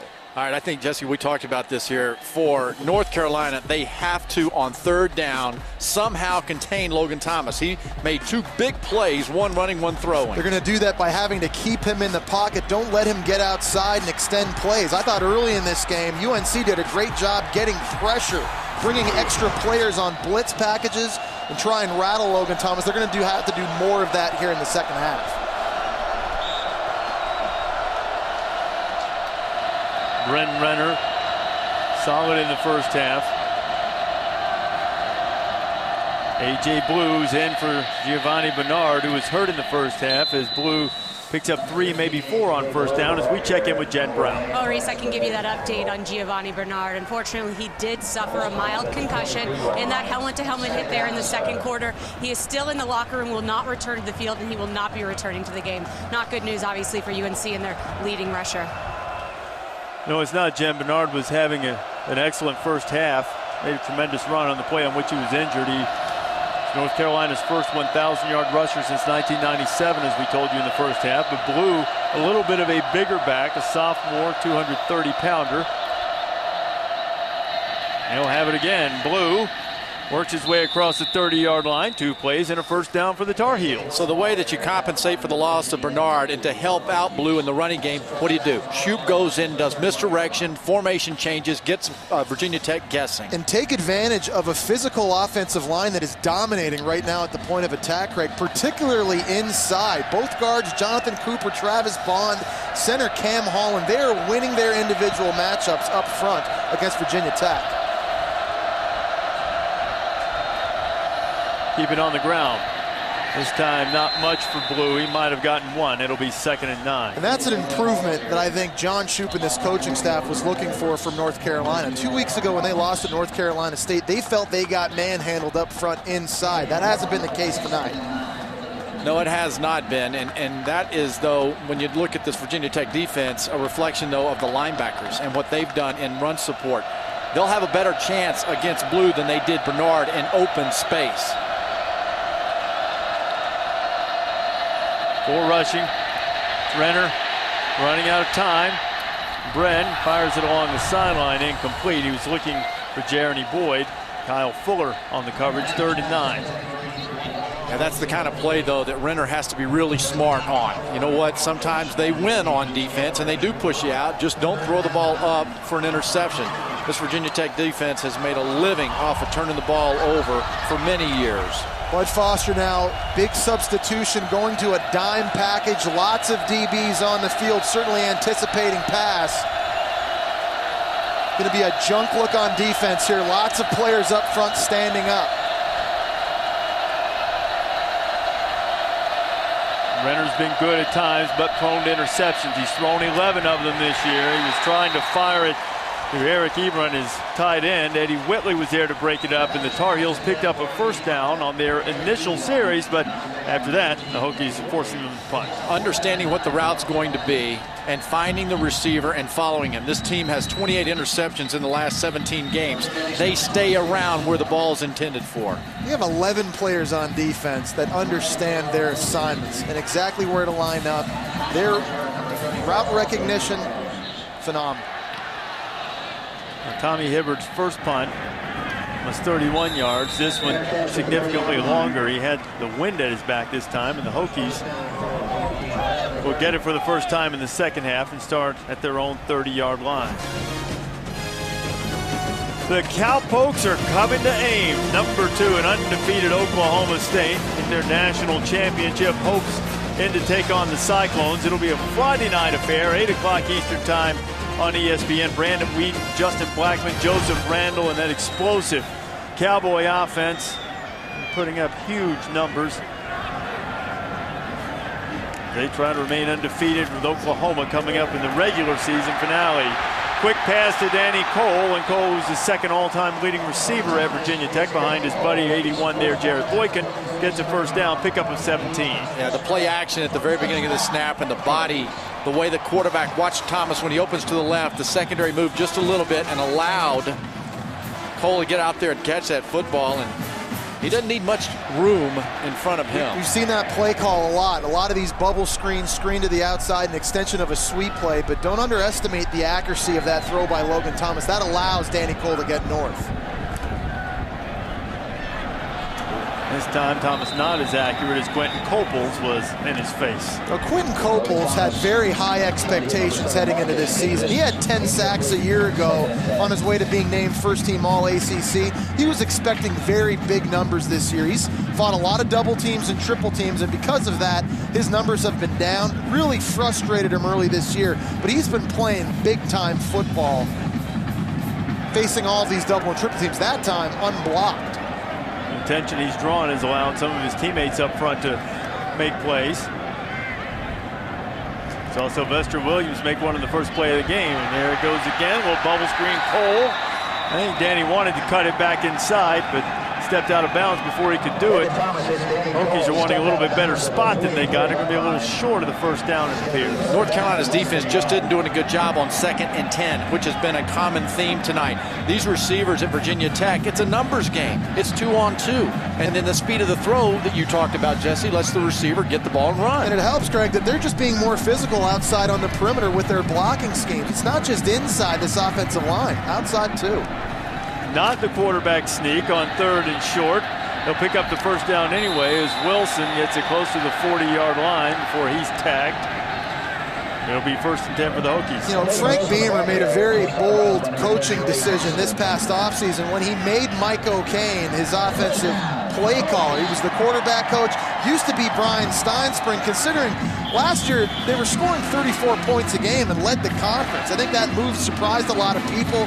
He did it because he felt Mike O'Kane had a better grasp and feeling for what his quarterback would like in terms of the play calls. It's worked out well so far this year. Thomas told us yesterday his relationship with O'Kane was as if he was a grandfather. As Wilson stays on his feet. Hit again. Now coming back the other way, and the Tar Heels this time will have none of it. Wilson's going to lose 3. It'll be 2nd and 13. And, you know, to follow up on that, Brian Steinspring, he's still, quote, the offensive coordinator, and he works well with Mike O'Kane. Steinspring's been around a long time. Between the two, the combination they have, Steinspring on the field, visiting with the players, it's a good combo. And Frank Beamer, I mean, when you've been around as long as he has, he understands the chemistry and the makeup of his staff and what the players need to hear. It's allowed Brian Steinspring to spend more time recruiting the eastern side of Virginia, the state where there's a lot of good football talent. It's important to consider Mike O'Kane has experience calling plays. Another 2nd and long. Thomas threw it up and out of bounds, and now it'll be 3rd and long for the Hokies. Jim Brown's down on the sideline. Jim, what do you got for us? Reese, we just saw that pass go high. I can tell you the wind is really picked up down here. We see plastic bags and napkins. They're swirling around through the stadium, over the field. If you look at the Virginia Tech bench, they're all huddled around the heaters down here. We know it's going to get down into the 20s. Who knows how cold it is with the wind chill. Jen, you know, as a quarterback throwing in these type of windy situations, it's really important that you focus on following through on your throws. It's very easy for balls to sail in these windy conditions like we've seen tonight. Reese, here's that 3rd down and long that we said for the coaching adjustment. Got to stop Logan Thomas. Thomas fires high. There's some contact. They're throwing the flag in there. And Charles Brown, the hit. North Carolina's staff wants it to be deemed uncatchable. I want to see if he's just jumping for the ball. Let's have a look at it. It's trying to go to Jared Boykin here on the skinny post, so it's got to be a driven throw by Logan Thomas. Watching it live, I thought that football was uncatchable. It was a line drive well over everybody's head. Yeah, and Everett Withers lobbied to the best of his ability, but he's not going to get the call. Yeah, so another 3rd down conversion here with the benefit of the help from North Carolina. I thought this ball was high. I don't like that call, guys. Brown cut inside the route and jumped for the football. No doubt. Bad call. So that's really back-to-back calls that have been against North Carolina. The one that they had down on Highsmith, where the ruling stayed on the field as incomplete. That was going in for 6 points right there. Now North Carolina's defense will have to try to rise up. Third down conversion on the penalty on the interference. And right now, the Tar Heels have Wilson's number. He fumbled the football, but I believe as the officials come in, they're marking it down. North Carolina wants the ball, and now, right now, guys, penalty just went against you. It appears this one's not going to go their way. It's not. Maybe that's the right call. But North Carolina's got to guard against being frustrated. Yeah, well, and that's a play Logan Thomas has to audible out of. They spread the field. There's 7 players inside the box, one too many to block. David Wilson, with all the speed in the world, has no chance on that running play. And I put that on the quarterback. He knows enough in this offense to get out of that play. You know, that one angle we saw from the other side, it looked clear that Wilson's elbow was down. The last replay we just watched, maybe not so clear. Remember, turnovers in the fringe area of the field for this Virginia Tech offense have been killing them over the last several weeks. So they're going to look at it in the replay booth. Virginia Tech with a 10-7 lead, and they believe they still have the ball. So the play stands. We'll talk about that more momentarily. Virginia Tech maintains possession on 2nd and 12. Logan Thomas to Marcus Davis. Davis inside the 25 before he's chased out of bounds at the 23-yard line by Jonathan Smith. One thing about the officials, when they went in, they were very quick on this up top. Now, we stopped it, we froze it, we blew it up. It looks to us up here, that football is out before the elbow hits. I'm not so certain, Reese, that they didn't make this call before they had a chance to see that. Maybe so. The hand, remember, is not down. Elbow and forearm is down. The reverse angle of that play, it looked as if his elbow hit, but that ball is clearly out. Another tough break for North Carolina. 3rd and 2 now. Logan Thomas still on his feet, on his way to the end zone. Touchdown, Hokies.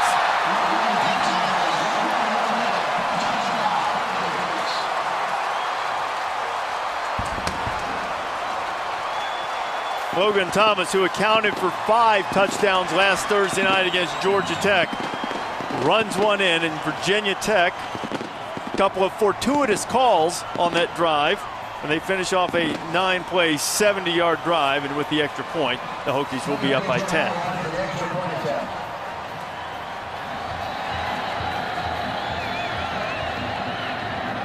Cody Durnell has missed only 1 point after this year.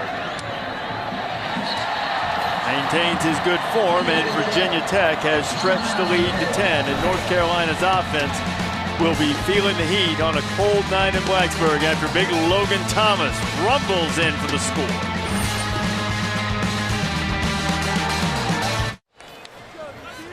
Logan Thomas just scored his 9th rushing touchdown of the year, and on senior night in Blacksburg, Hokies up 17-7. This is just about the same touchdown run that Logan Thomas had against Miami to win the football game a few weeks ago. Look at the pressure it puts on the defense. The tackle blocks down. He seals the inside off. Good job by the tight end blocking out. The corner comes around, support for David Wilson. That leaves the running lane by Logan Thomas to run through arm tackles. That's his 9th rushing touchdown on the year. That's now a new single-season school record for rushing touchdowns by a quarterback, surpassing the great Michael Vick. Virginia Tech with the lead. I want to clear up something. There was some confusion on the officiating staff about that near fumble by David Wilson. They sent it to the replay booth, but as it turns out, Ron Cherry and his crew, they had called forward progress, had been stopped. That's not reviewable. So that's why that I guess you couldn't even really say the play stands. It wasn't a reviewable situation. Virginia Tech catching a break in that regard because North Carolina had gotten the loose football. Logan Thomas turned it into a touchdown. TJ Thorpe. Thorpe will be corralled just over the 25-yard line. More football coming your way on Saturday night. ABC primetime with Michael James and Oregon surging right now on offense. Face Matt Barkley and USC. Trojans can't go to the Pac-12 championship game because of probation. They're the best team in the Pac-12 South right now. You can see the game on ABC. Some will see Oklahoma going in to take on Robert Griffin III and Baylor. Saturday Night Football presented by Southwest Airlines at 8 on ABC or ESPN3. So now a big series for Brent Renner. whose family has had season tickets to Virginia Tech games for 44 years. His father played here, grew up coming to games here, and now he needed to get the playoff a little bit quicker. Delay of game, number 2 on the offense. It's a 5-yard penalty. Here is Bill Renner, the father of Bren, who has helped Bud Foster work and recruit kickers over the years. He's a high school coach now, but he's wearing Carolina blue instead of that Chicago maroon and burnt orange tonight because blood's a little bit thicker than the scholarship, huh? I can identify with that era of a haircut, by the way. Like that down the middle, a little bit longer. Some things, good thing to go out of style. Renner fires a dart between 2 guys, and making the grab is Dwight Jones. There is a flag down. That flag is right along the sidelines, and maybe the question is, did Jones go out of bounds? And they're calling offensive pass interference. One thing North Carolina loves to do on offense is double moves by the wide receivers. They get a play action fake and a pump from Bryn Renner. Right there, a push off on Jaron Hosley by Dwight Jones before making that catch. Good call. But that is also a good call by North Carolina. They've got to get Jones involved in this football game. Without Giovanni Bernard out with a head injury, their big playmaker now turns into Dwight Jones. You know what, guys, the shame of that for Jones was I don't think he needed to do it. No. I think the ball was going to be there, and Hosley hadn't gotten his head around on the ball yet. Another costly penalty for North Carolina. Had a couple in the first half that were really harmful. Renner gets rid of it and completes it to Ebron. The tight end still on his feet and up close to the 30-yard line.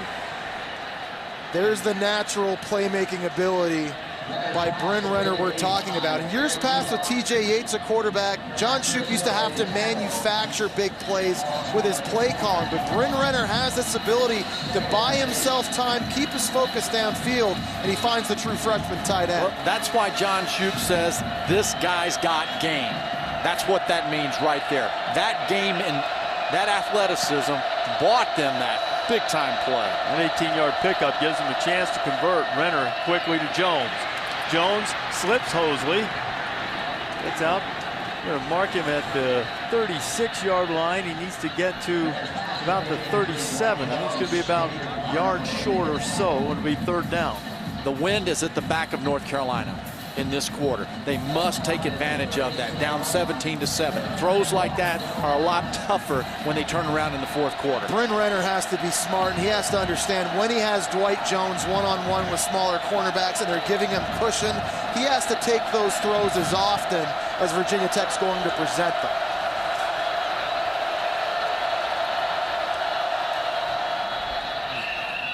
Renner doing his best Logan Thomas impersonation. And gets the first down on the quarterback sneak. A.J. Blue has moved in to take the snap. Renner's lined up at wide receiver. See what kind of trickery the Heels have in mind. Blue going to throw it. And never really had a chance to complete that one. Remember, we said A.J. Blue played at the Wildcat quarterback in this offense 2 years ago. He's a guy that has history playing quarterback in high school. He can make throws. Little wrinkle from John Shoop. Good thing he got hit here, because there were 3 Virginia Tech players that were going to pick that ball off and it got air underneath it. But that's the Shoop that we're expecting. Virginia Tech has to respect that. The lateral throws, things that are going to take advantage of Virginia Tech's aggressive defense. They're having to manufacture big plays.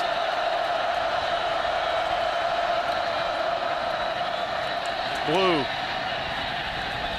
across the 40, maybe to the 41. It's going to be 3rd down and 6. You know, I'm really impressed watching Bud Foster's defense. He has a very unique scheme on defense. He has a lot of coverages that are very uncommon. And because of that, they can confuse opposing quarterbacks, particularly inexperienced quarterbacks like a Bryn Renner. This is the only defense in the nation that opposing quarterbacks are completing less than 50% against. Watch for them to dial something up here on 3rd down. Show blitz early, bail out late. Heels 6 of 12 on 3rd down. Renner reloads and then threw it behind Highsmith. Highsmith took a little exception to Anton Exum. There's another example of route recognition and the defense running the route alongside the wide receiver. That's why this Virginia Tech defense holds opponents to 48% completions on their passes. They're at 50% tonight at North Carolina, so they're right in line with what Virginia Tech normally does. They're taking away all the check down throws right now, hugging their linebackers against those backs, not giving Bryn Renner an outlet. Hibbert. A terrible punt. With the wind at his back.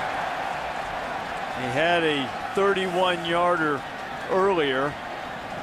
He was also aided by a 15-yard interference penalty from Virginia Tech. This one a 13-yard punt. The Hokies having great field position. This is Virginia Tech's Lumen House. It won the International Solar House Award against 10 other countries. It's a zero-energy smart house. Lumen, of course, referring to the power of light. An engineering school here in Blacksburg at Virginia Tech. Hokies hoping to engineer a touchdown drive that might end the hopes of North Carolina. David Wilson, who has 7 straight 100-yard rushing games, now halfway there by picking up a yard on that carry. Now this offense, you just mentioned it, Reese, they need to have a killer instinct right now. If they can march down this field and score a touchdown, they can put this game out of reach, because we've seen UNC tonight. They've really struggled trying to manufacture explosive plays. Big opportunity for Logan Thomas in this Hokie offense. Second and long is when the Carolina defense has been hurt, and they are again. Garrett Boykin makes a catch just into North Carolina territory. You know what impresses me about Logan Thomas? And I know he's a big athlete, but the decisions, he's got the intellect. You see a corner blitz coming, he knows someone's going to fill that hole over there. He turns immediately and he delivers an accurate ball. A lot of credit, I think, has to go to Mike O'Kane, his quarterback coach, teaching him how to watch film, how to study. Logan Thomas will be the first to tell you he was very raw as a quarterback when he got here, but he's becoming so much smarter. Tar Heels showing blitz. Brown's after him. Thomas just throws it up for grabs, and that ball is almost intercepted. It'll be 4th down. Zach Brown was the one, as I mentioned, right in Logan's grill, and it'll be 4th and 5. Well, they were 70% on conversions on 3rd down. Virginia Tech finally stopped North Carolina defense, and only because Zach Brown had the foot speed to get to Logan Thomas. Well, he absolutely worked David Wilson one-on-one right there. 2 fastest players on the field. That was easily won by Brown. First punt of the night for Virginia Tech. Brown. It's just across the 20-yard line and gives us time to say hello again to Wendy Nixon. A flag comes in late. Reese, thank you. Time now for our AT&T All-America Player of the Week. It's Collin Klein from Kansas State. Last week against Texas A&M, 281 passing yards and a touchdown, 103 rushing yards, and his school record 5 rushing TDs. That'll do it. Text your vote to 55862. You can vote and also earn a chance to win a trip to the national championship game.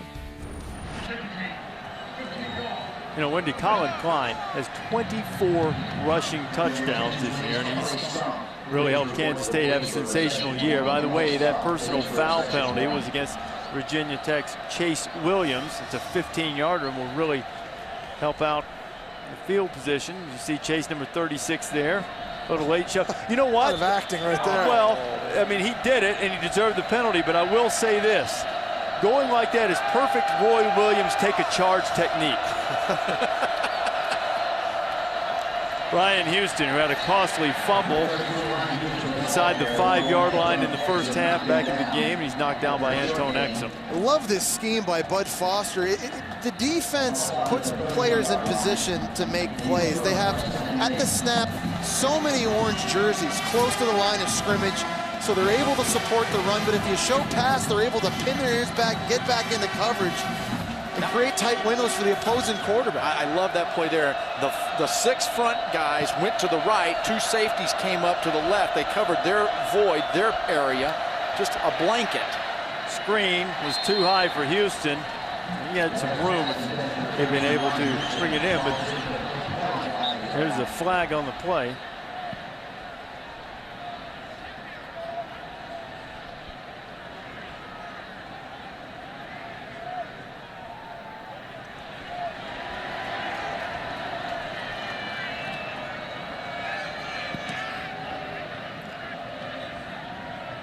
All right, now Ron Cherry's trying to decide if they want to accept the ineligible receiver down the field. And remember, you see a lot of screen passes in college football when the offensive linemen are downfield. You can do that as long as the pass is thrown completed behind the line of scrimmage. That one is not. Downfield on the offense. The penalty is declined. Well, they got it straightened out. Virginia Tech would rather make it 3rd and long instead of backing him up. Yeah, because this gives Bud Foster the chance to do something against Bryn Renner on a 3rd and long. Noted for coming after the quarterback with a 5th and/or 6th defender. Dwight Jones, their big play receiver, lined up all the way at the top of the screen.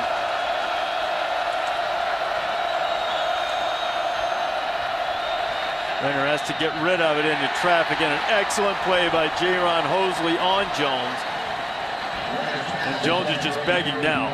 Jaron Hosley is competing tonight, and he takes pride being a quarterback here at Virginia Tech. You consider the legacy left by guys like Brandon Flowers, D'Angelo Hall, Macho Harris.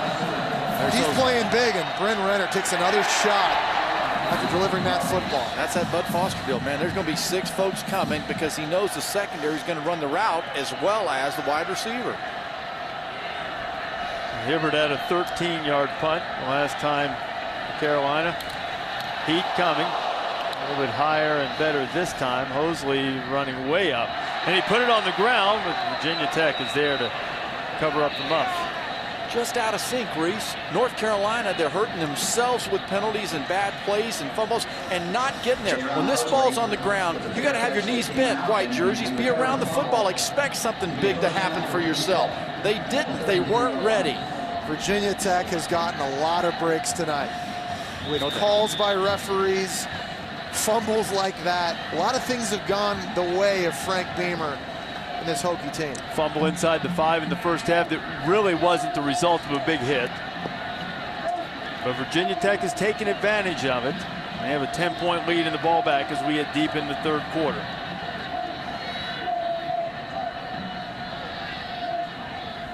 Thomas quickly to Boykin. This time Boykin can't hold on. It'll be 2nd and 10.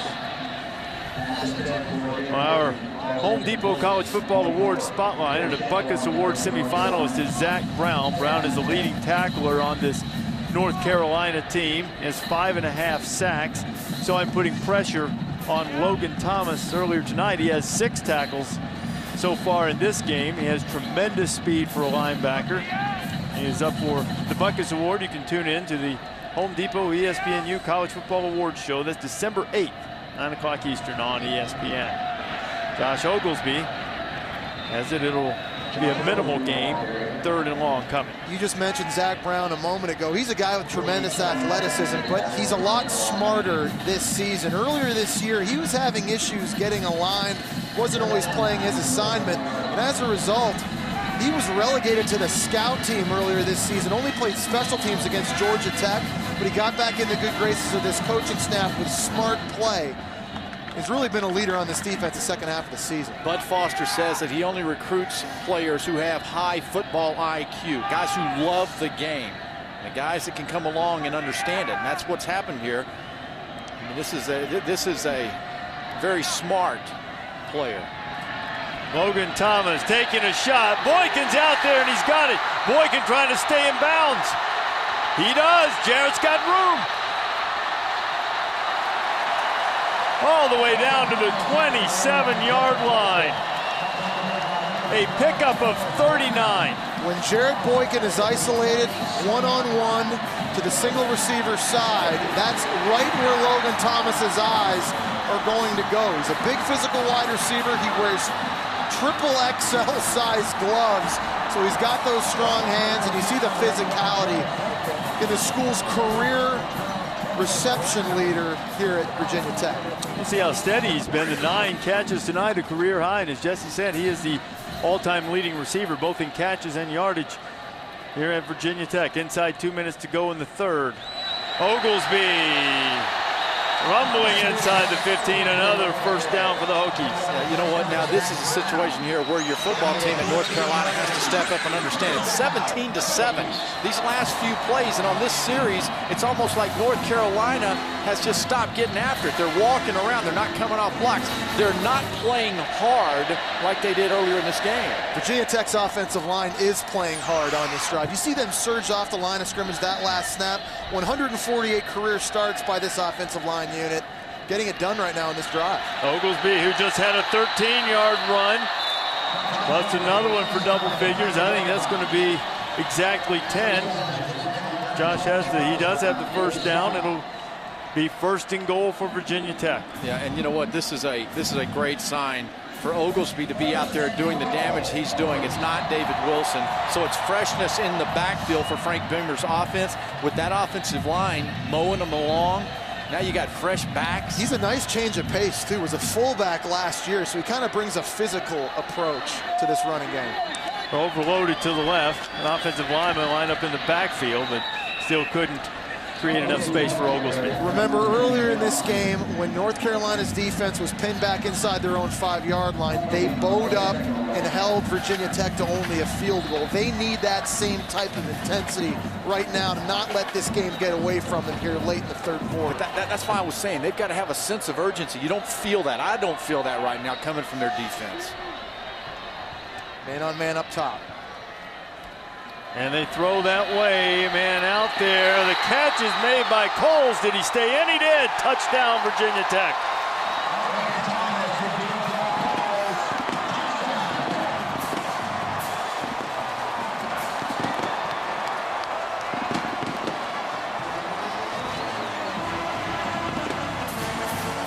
That was a beautifully thrown football. It's just a fantastic throw. And this is what you do in practice, though. You see that in a game, and you know that it happened because of their Tuesdays and Wednesdays and Thursday reps. And Logan Thomas is dialed into this game plan. He audibled to that route concept outside, changed the play at the line of scrimmage, saw the leverage in the defense. Logan Thomas growing up right before our eyes.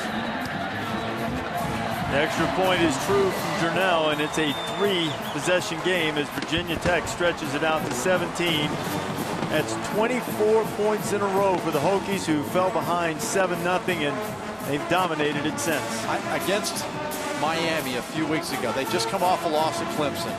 And this football team got on the back of Logan Thomas. He was nursing a little bit of a sore shoulder. He came out and he started willing his body when he ran. I remember one time he ran over Sean Spence, the great Miami linebacker.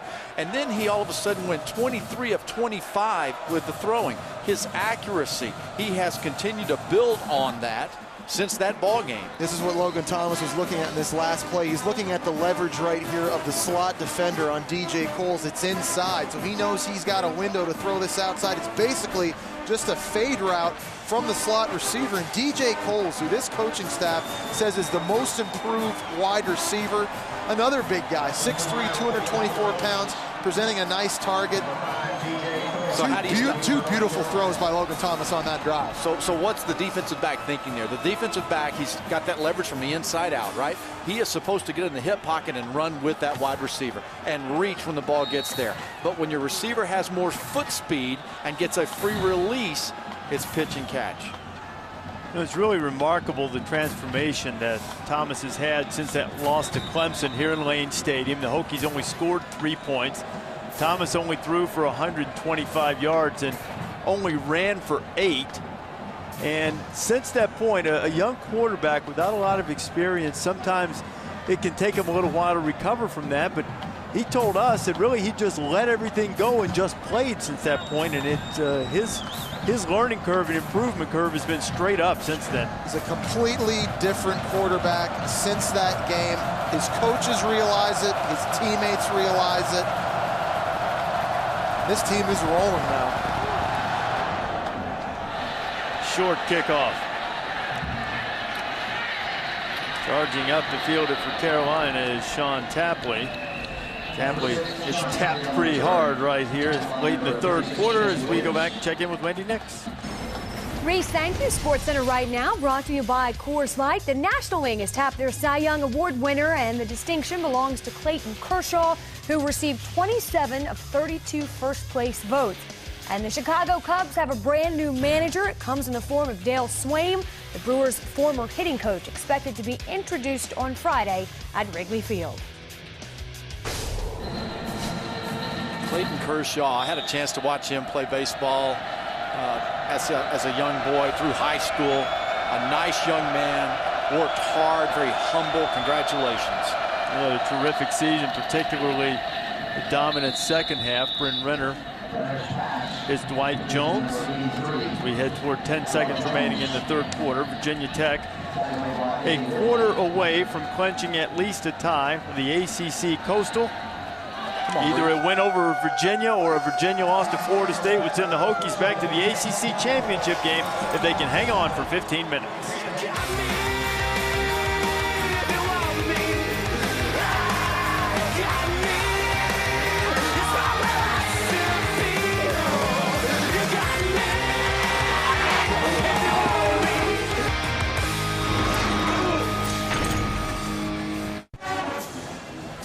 You're watching the ACC on ESPN.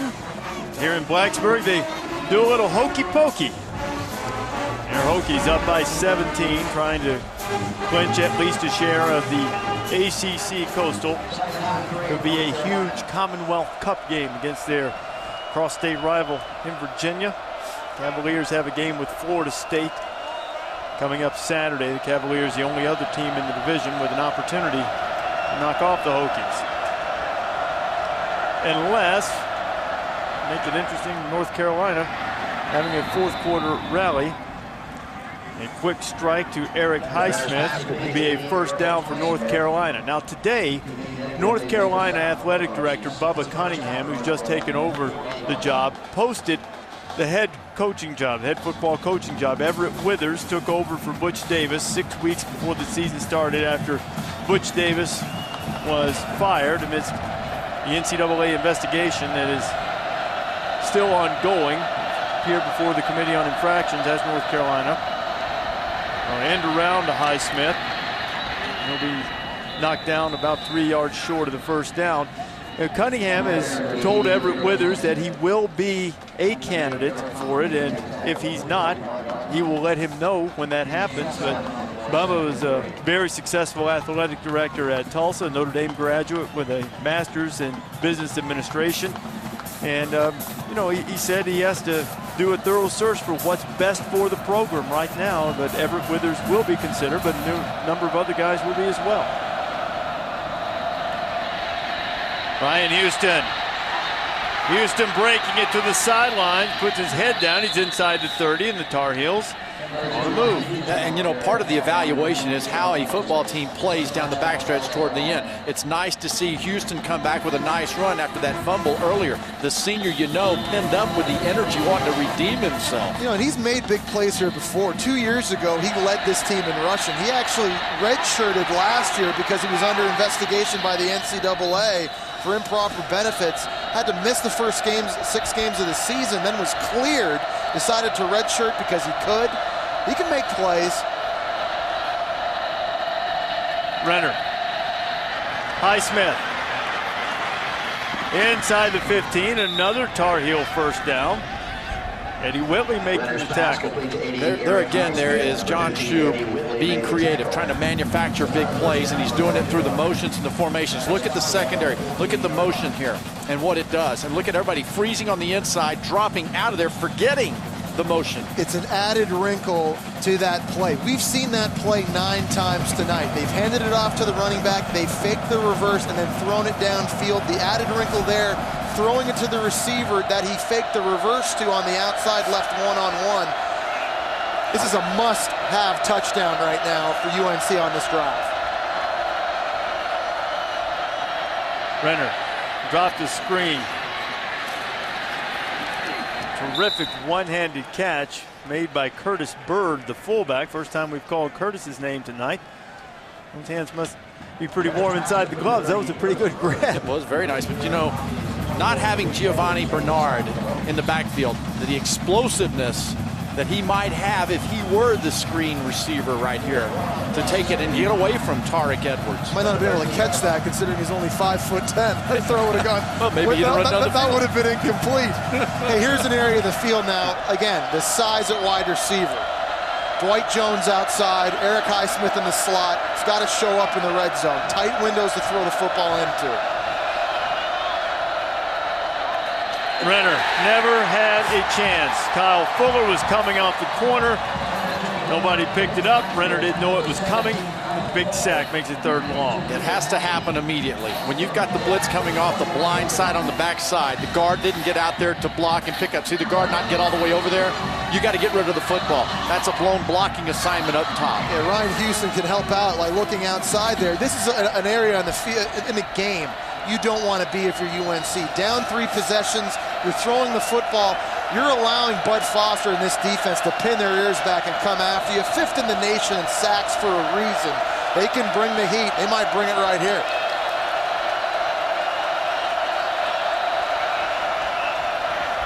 One extra coming. Renner tried to get it to the tight end, who was well covered. 4th and 17 coming. Boy, you know what? I wish we could show you here, but the bracketing of that slot receiver. We showed you earlier, Jesse, you did, on the inside leverage of the North Carolina defender. That time, Virginia Tech had it on the outside, and they bracketed with the free safety. You couldn't get open. And again, bringing an extra man in pressure, hugging up on the running back, not giving Bryn Renner a check down outlet throw, forcing a perfect pass downfield. It's a great scheme on defense. Thomas More from 38 yards out when going at him, and not close. North Carolina had only tried 5 field goals all season. They're 0 for 2 tonight.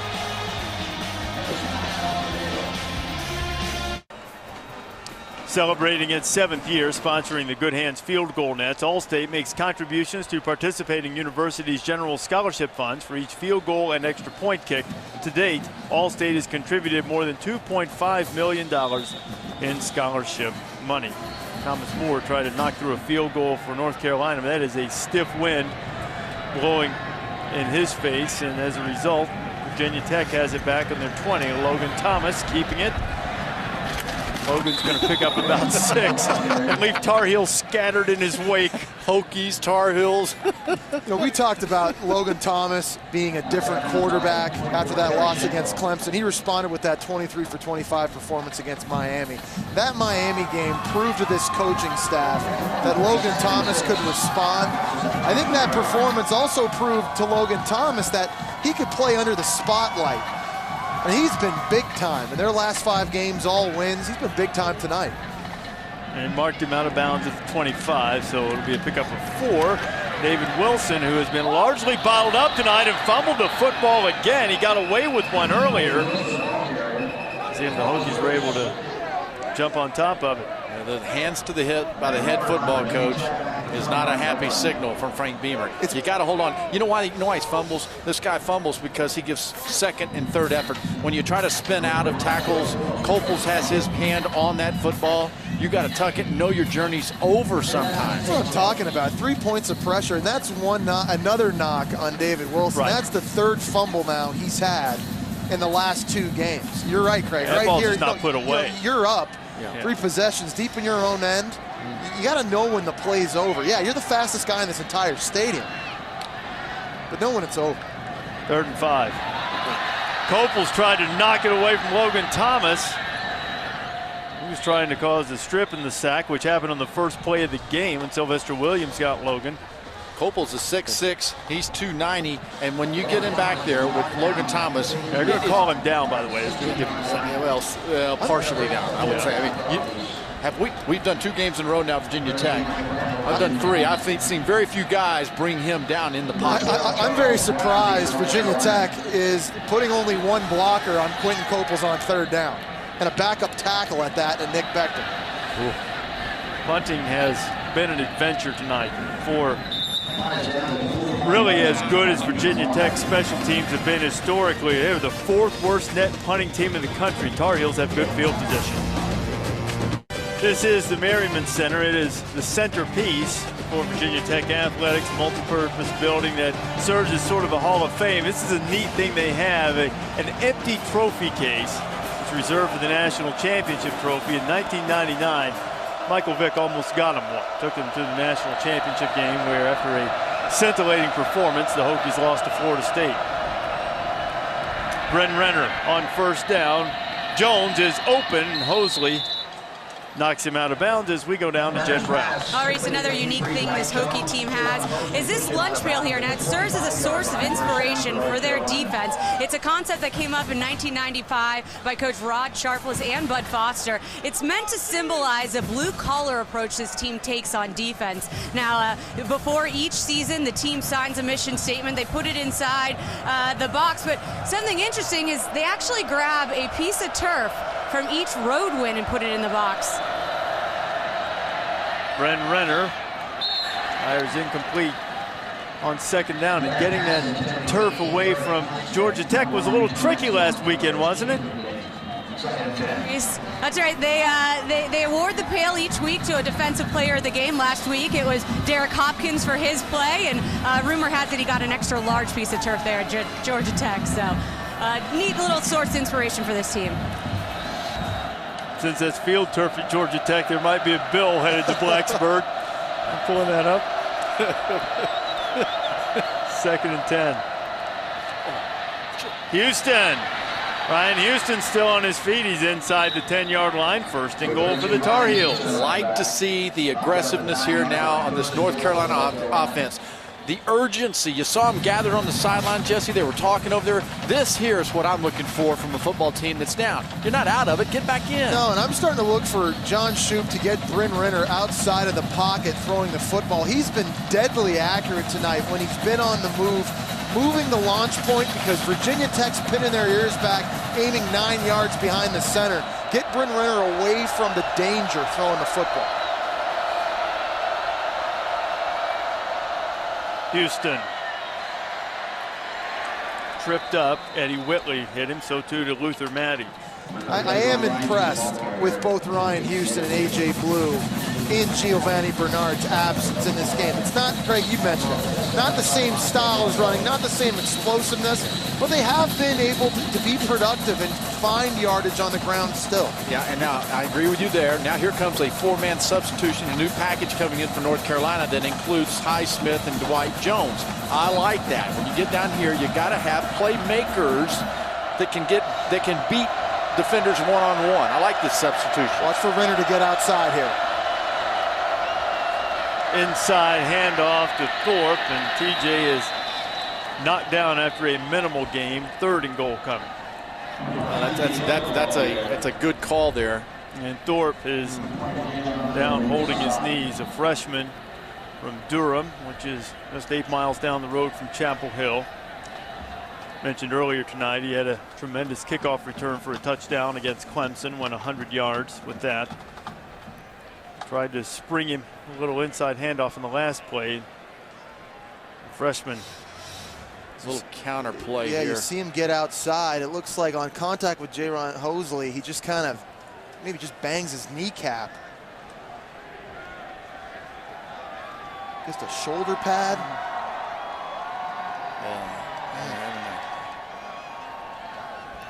It's a right knee that he reached for immediately, and here's Hosley through his body. Hyperextension there. Oh boy.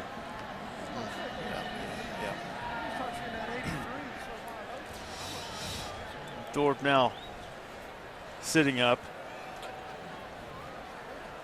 He's a guy with the speed, a guy that they're counting on to develop. He's only caught a couple of passes this year, but he had a 52-yard catch. He's had some big plays as he sort of works his way into learning the offense and becoming more a part of it. And whoever the coach is at North Carolina, whether it's Everett Withers or someone else next season, there is talent and returning talent on this Tar Heel team. Butch Davis was really good at recruiting athletes. Yeah. You know, we were talking about at dinner last night, you got to have the Jimmies and the Joes to win. I don't care, the X's and O's are part of it, but you got to have players. And Butch Davis knew how to recruit players. Oh, the next head coach will have to be a guy maybe that understands the recruiting landscape in the state of North Carolina around this area inside the ACC. Here, right here, I'd like getting Bryn Renner outside again, run pass option, big third down. They'll keep it on the ground to Houston. There is a flag flying. 10-yard line.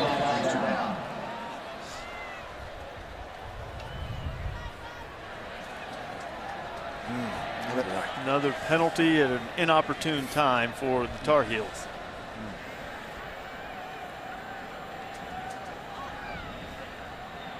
Ron Cherry is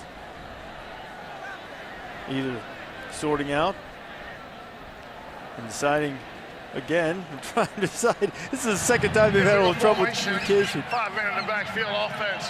The penalty is declined. So not enough men on the line of scrimmage, or too many in the backfield. It's the second time we're chuckling because it's the second or third time tonight that the referee Ron Cherry's had a little communication issue with the Virginia Tech sideline as to whether they wanted to accept or decline a penalty.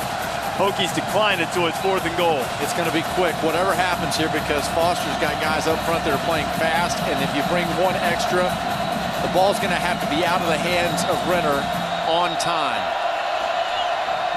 And now North Carolina has to use a timeout. Renner getting after his tight end about the alignment. We'll see if the Tar Heels can put one on the board when you come back. Dwight Jones versus Jaron Hosley at the top of the screen. On a 4th and goal, Tar Heels last gasp. Renner into the end zone. Touchdown, North Carolina. It's Mookie Highsmith with his 4th touchdown catch of the year. Beautiful throw by Bryn Renner. Putting it up where only Highsmith can go get that football. You know, when you throw footballs in the back of the end zone down this close, you got to throw it high. It can't be a low throw, can't get knocked down at the line of scrimmage. Highsmith's a 6'3", so you can throw it up high like that. He did a really nice job with his move to the outside, stuttered, timing. Thomas Moore puts it through, and Highsmith, whose given name is Eric, goes by Mookie. It's clouded the issue a little bit for Virginia Tech, drawing North Carolina to within 10. Good throw by Renner. The Tar Heels can get a stop. Could it get interesting in the last 7:06?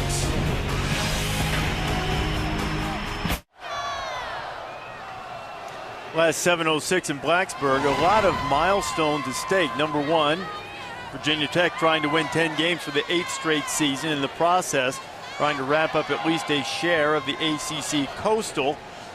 We also have this senior class trying to win on senior night for 41st time. They have a shot by the end of their careers of being the winningest class in Virginia Tech history. And Frank Beamer, if he could get victory number 250, would break a tie on the all-time wins list with Lou Holtz. Beamer, the winningest active coach. Right now, he's got the hands team on as North Carolina will try the onside kick down 10 with 7:06 to go. It's hit hard, balls lying there for a while, and one of the seniors, Jared Boykin, jumps on top of it. Wasn't the greatest onside kick I've ever seen. A bit surprised we're kicking onside kicks here with 7 minutes to go in a 2-possession game. Your defense just forced a punt by Virginia Tech. Premature for the onside kick, isn't it? Yeah, maybe so. Not confident perhaps that they could get the stop, needing it twice. The BCS standings brought to you by Vizio. LSU and Oklahoma State are the two teams that all they have to do, if destiny can actually be controlled, which is certainly something that's debatable, LSU and Oklahoma State win their games, they will play for the national championship. A slew of one-loss teams behind, including Virginia Tech, as Boykin, who's had a career 9 in catches, grabs another one. Several of them have been the short, quick variety. I think on our Sunday night show, the question that you posed that was really interesting, if Oklahoma State were the only unbeaten and everybody else had one loss, who's the team that plays for the national championship? A lot of hypotheticals. I'll tell you what, LSU's got potentially two games left on their schedule that they could very easily lose. There's a lot of football to be played. A lot of people could still go down. This is going to go right down to the wire. Another milestone is David Wilson looking for his 8th straight 100-yard rushing game. That's going to get him just over 50. Now, Virginia Tech and the team that beat Virginia Tech among the one-loss teams, but at the moment, no one really seems to be considering either the ACC squads as the top one-loss teams. Alabama and Oregon have both already played LSU and lost. Oklahoma's blemish is the loss to Texas Tech, and sneaking around there, Bob Petrino's got the Hogs sitting there only with a loss to Alabama and an opportunity to play LSU head-to-head, maybe throw the SEC West into a three-way tie. They're a team that's beaten LSU 3 of the last 4 years, so keep your eye on that game coming up in a couple weeks. I like those trophy wins, though. Teams with records over 500, 5-5 for Oregon and Oklahoma. I like that. Ooh. Wilson knocked down at the 35. And I also like, listen, for a moment, I'm going to go with Oklahoma. Oklahoma is a football team that if they win out, they will have beaten the number 2 team in the country, Oklahoma State, right? Yep. They will say, hey, now I understand they've got the loss that everybody's pointing to at Texas Tech. It was a bad loss. But Texas Tech at that time was playing good football. Just like when Oklahoma beat Florida State early in the season, Florida State was a good football team. They had E.J. Manuel, knocked him out of the game, but you have to really evaluate these teams each and every week. And when you get to the end like that, Oregon, Alabama, Arkansas, Oklahoma, you have to look at the body of work and what it really meant week in and week out.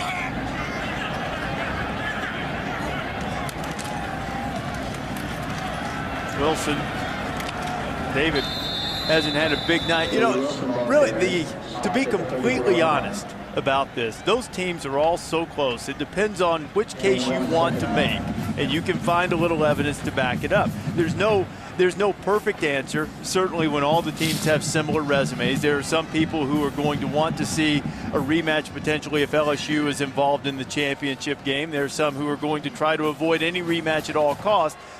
There's no definitive answer to it. There's just what point you would like to support. You know, it's like you just mentioned. You know, we've all seen LSU beat Oregon. We've all seen LSU beat Alabama. There may be a lot of voters that would give Oklahoma an opportunity to take a crack at the #1 team in the nation if, in fact, they beat Oklahoma State, particularly convincingly in a de facto Big 12 championship game here in a couple of weeks. It just, you know, you can't put yourselves in the minds of voters right now. A lot of hypotheticals. But you know, the one thing I would say, if someone believes, as Craig seems to, that Oklahoma's the best team, that's fine. But I do not like the notion at all of voters trying to manipulate a certain matchup. Now, if you think Oklahoma's the best team, or Virginia Tech or Clemson, vote them there. That's fine. Yep. But don't try to manipulate the matchup. But we all know that that's human nature. That there are a lot of voters out there who are going to look at this thing and want to figure out what they'd want to see. And you can make a case for Oregon. If you really look at who's playing very good right now, the Oregon Ducks and their defense, they impressed me the other night. Keep in mind, fast on defense, great on offense, lots of playmakers. Here are the standings, by the way. Just take a look again. Yes. Keep in mind also, a rematch isn't necessarily the worst thing in the world. Back in 1996, the Florida Gators lost to Florida State in the final game of the regular season. And by divine intervention, they got rematched in the Sugar Bowl for the national championship game. And Florida pounded them. It wasn't even close. Who's to say if Alabama or Oregon got another crack at LSU, they wouldn't win, and win potentially convincingly? We don't know. Hey, you know, Craig brought up the point that maybe it'll be Oklahoma State, the only unbeaten team. We watch this play. I'll continue the thought. A lot of pressure on Logan Thomas. The ball is knocked down. It was Kevin Reddick bringing the pressure. Paige Moss got his hand on it. You know, so much attention, and Alabama's defense is putting up numbers that are historically great. And LSU's defense has been getting praise and adulation from the first day of the season, the way they shut down Oregon's offense. But you start looking at some of the defensive numbers, and Georgia's defensive numbers have cranked up big time. And LSU, or whoever comes out of the SEC West, you thought that was going to be a gimme in the SEC championship game. It's not going to be a gimme. The Dogs are playing tremendous defense right now, and their offense is coming along. So it's not quite as clear a path for whoever escapes that SEC West, and LSU has the inside track at the moment. Bryn Renner. Jones across the middle. Jones still on his feet and fighting for extra yardage. And with under 4 minutes to go, now North Carolina has to show a great sense of urgency right now. Move the ball down the field. They only have one timeout remaining as well. Might have influenced their decision to try the onside kick earlier, though I agree with you, Jesse. Typically, it's a little early for that. Way too early for that. Renner, a lot of time, and a wide open receiver. Highsmith on the run, inside the 20. Can he get to the end zone? He can't, but it'll be 1st and goal for North Carolina, and the Tar Heels have life. Bryn Renner is prepared at quarterback. John Shoop says he's the hardest worker he's ever coached in the NFL or in college. Reading defenses, understanding where to go with the football. Look at Highsmith here in the slot running the smash route. That's a bust by the defense. Renner's able to find him for the big play. This football game not over. One of the first busts we've seen by Virginia Tech's secondary in this entire game. They have been running routes alongside the hips of the wide receivers. Now they're down here. They need a quick score, quick strike right now, and a playmaker. Now the last time that they gave it to Houston, he fumbled down in this area. Let's see if he can get it in the house.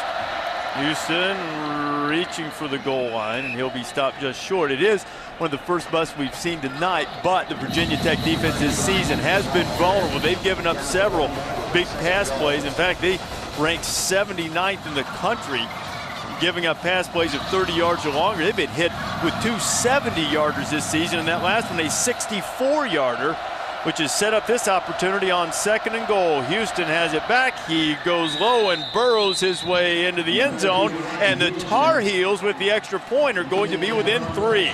See Bud Foster very angry on the sidelines. Big coverage bust earlier on that drive. Not able to bow up here on the goal line on this touchdown run by Ryan Houston. You see the left guard, Jonathan Cooper. He gets way outside.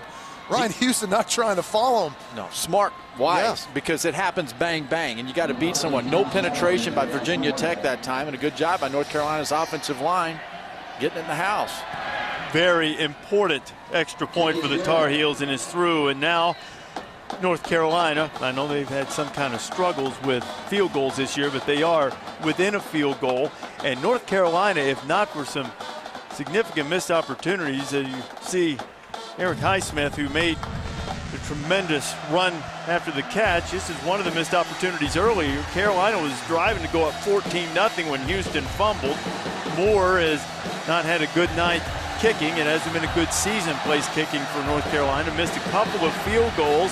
Dwight Jones made a big catch. It was waved off because of offensive pass interference. And then when Jaron Hosley muffed a punt, there was nobody in white to get it. The breaks had gone Virginia Tech's way throughout the night, but the last one just went Carolina's way and might have us a finish in the last 2:32. They'll look at the film if they lose this game and be really disappointed. And the thing that for me though, when I sit back right now at this point in the ball game, most pleased that I saw North Carolina pick it back up, because they had one series where they went in the tank and they were not giving it effort. They've been fighting all game long. And remember, this is a team coming off a shutout loss against their in-state rival, NC State, 2 weeks ago. They could have been hanging their heads. They've had mistakes. They haven't always executed, but they've been fighting. There's been tremendous effort all the way to the end.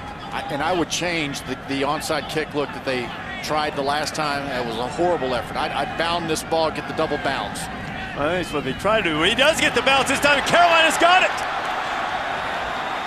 Now the question is going to be whether it went 10 yards or not. I don't think it did. Nope. And the officials say it didn't. And that is another just missed opportunity for North Carolina.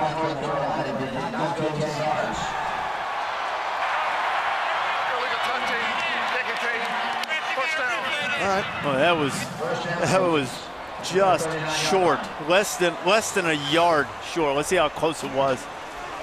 Just got to be patient. Now the front lines are going to block. You see Virginia. It's clearly touched before it went 10 yards. Now you're taught on the hands team, make a decision. Go get the football. Great job in the hands by Charles Brown, cornerback, catching the football off the skip. Just not the right distance. So here, now's the defense for North Carolina. You've had some stops the last couple series now. This football game not over yet. You get a 3 and out right now. put the football back in the hands of Bryn Renner, give your team a chance with 1 timeout to go, drive down the field and get a score. It was accurately called on the field, it appears, as Charles Brown got those hands up there from his standpoint, and you got to grab it. I mean, it's moving fast, but if you've been able to let it go just a little longer, there was really no one there to stop him. It's interesting to watch the different strategies that teams employ in terms of fielding the onside kick. You know, some even have everybody retreat around the ball to make the kicking team have to go through a wave of players. It's a strategy that Lou Holtz always employed, rather than having some go block and some go after the ball. Al Golden from Miami told us earlier this year that he had guys freeze on an onside kick against North Carolina and not do their job. And David Wilson trying to turn the corner and put it away. Wilson stays in bounds to keep that clock running, and a big run for Wilson gets it inside the 20-yard line. It's one thing to be straight ahead fast. It's another thing to be able to run the curves. Watch how fast Wilson's able to turn the corner on a broken containment by North Carolina. They were able to get that edge because they brought an extra offensive lineman on the field. Left tackle Andrew Lanier lined up outside the tight end Chris Dreger to help seal that edge for David Wilson. Really the first time tonight we've seen them get a clean edge around the outside. I think they have that same personnel in the huddle right now. Well, Wilson has 80 yards on the night, 20 short of 100. He was going for his 8th straight 100-yard rushing game, which would tie Tiki Barber as an ACC record. Wilson going to lose a few of those 80. Quentin Coples was back there first. Quentin Coples had to play defensive tackle last year, and playing inside helped him learn to deal with double teams and beating those double teams. You're going to see him here at the bottom of the screen. Get pushed inside, just use the knife, find his way into the backfield with body leverage. Playing defensive tackle, I think, has made him a better defensive end, believe it or not. Well, but you know what's going to happen is the versatility of an athlete like that when he gets to Sundays. That's why he's so well respected and such a highly rated prospect that's coming out.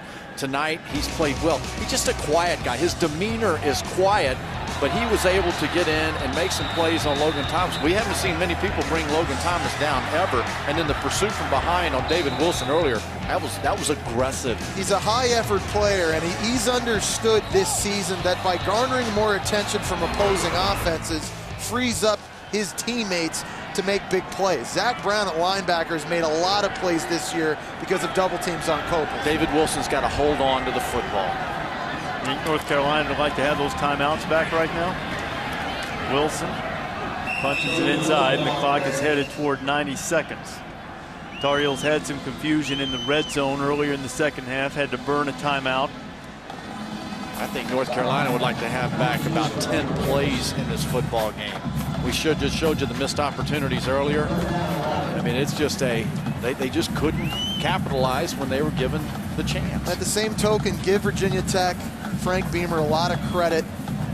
He takes so much pride in this record of 8 straight seasons with at least 10 wins, tying Miami for the 3rd longest streak in the modern era. They're never 2 up, 2 down, always very steady. It goes from Frank Beamer all the way down to Logan Thomas in this team. Wilson hits short. It'll bring up a 4th down and be about a 9-second discrepancy between play clock and the game clock. Our Wrangler 5-star player of the game on senior night, the all-time leading receiver in the history of Virginia Tech football, Jarrett Boykin. 10 catches, that's a career high, 106 yards. Boykin able at times when Virginia Tech couldn't run the football. He caught quick screens in the quick game, and it sort of functioned as a run. He also did a very good job without the football tonight, I thought. Did some good job on decoy routes, but he blocked particularly well downfield when they were throwing some of those quick screens out to Danny Cole. Made that big reception down the sideline. I'd like to also, Danny Cole, it's senior night here. You know, props out to him. I've really enjoyed watching Danny Cole play his career here at Virginia Tech. 9 seconds away. Virginia Tech used a timeout, and on senior night here is big number 81. Those triple XL gloves, routinely busts through those, makes a great block to free as buddy Danny Cole, and then is the recipient of a couple of nice blocks. Showing you those strong hands on these catches, whether it's running underneath routes, running deep down the field.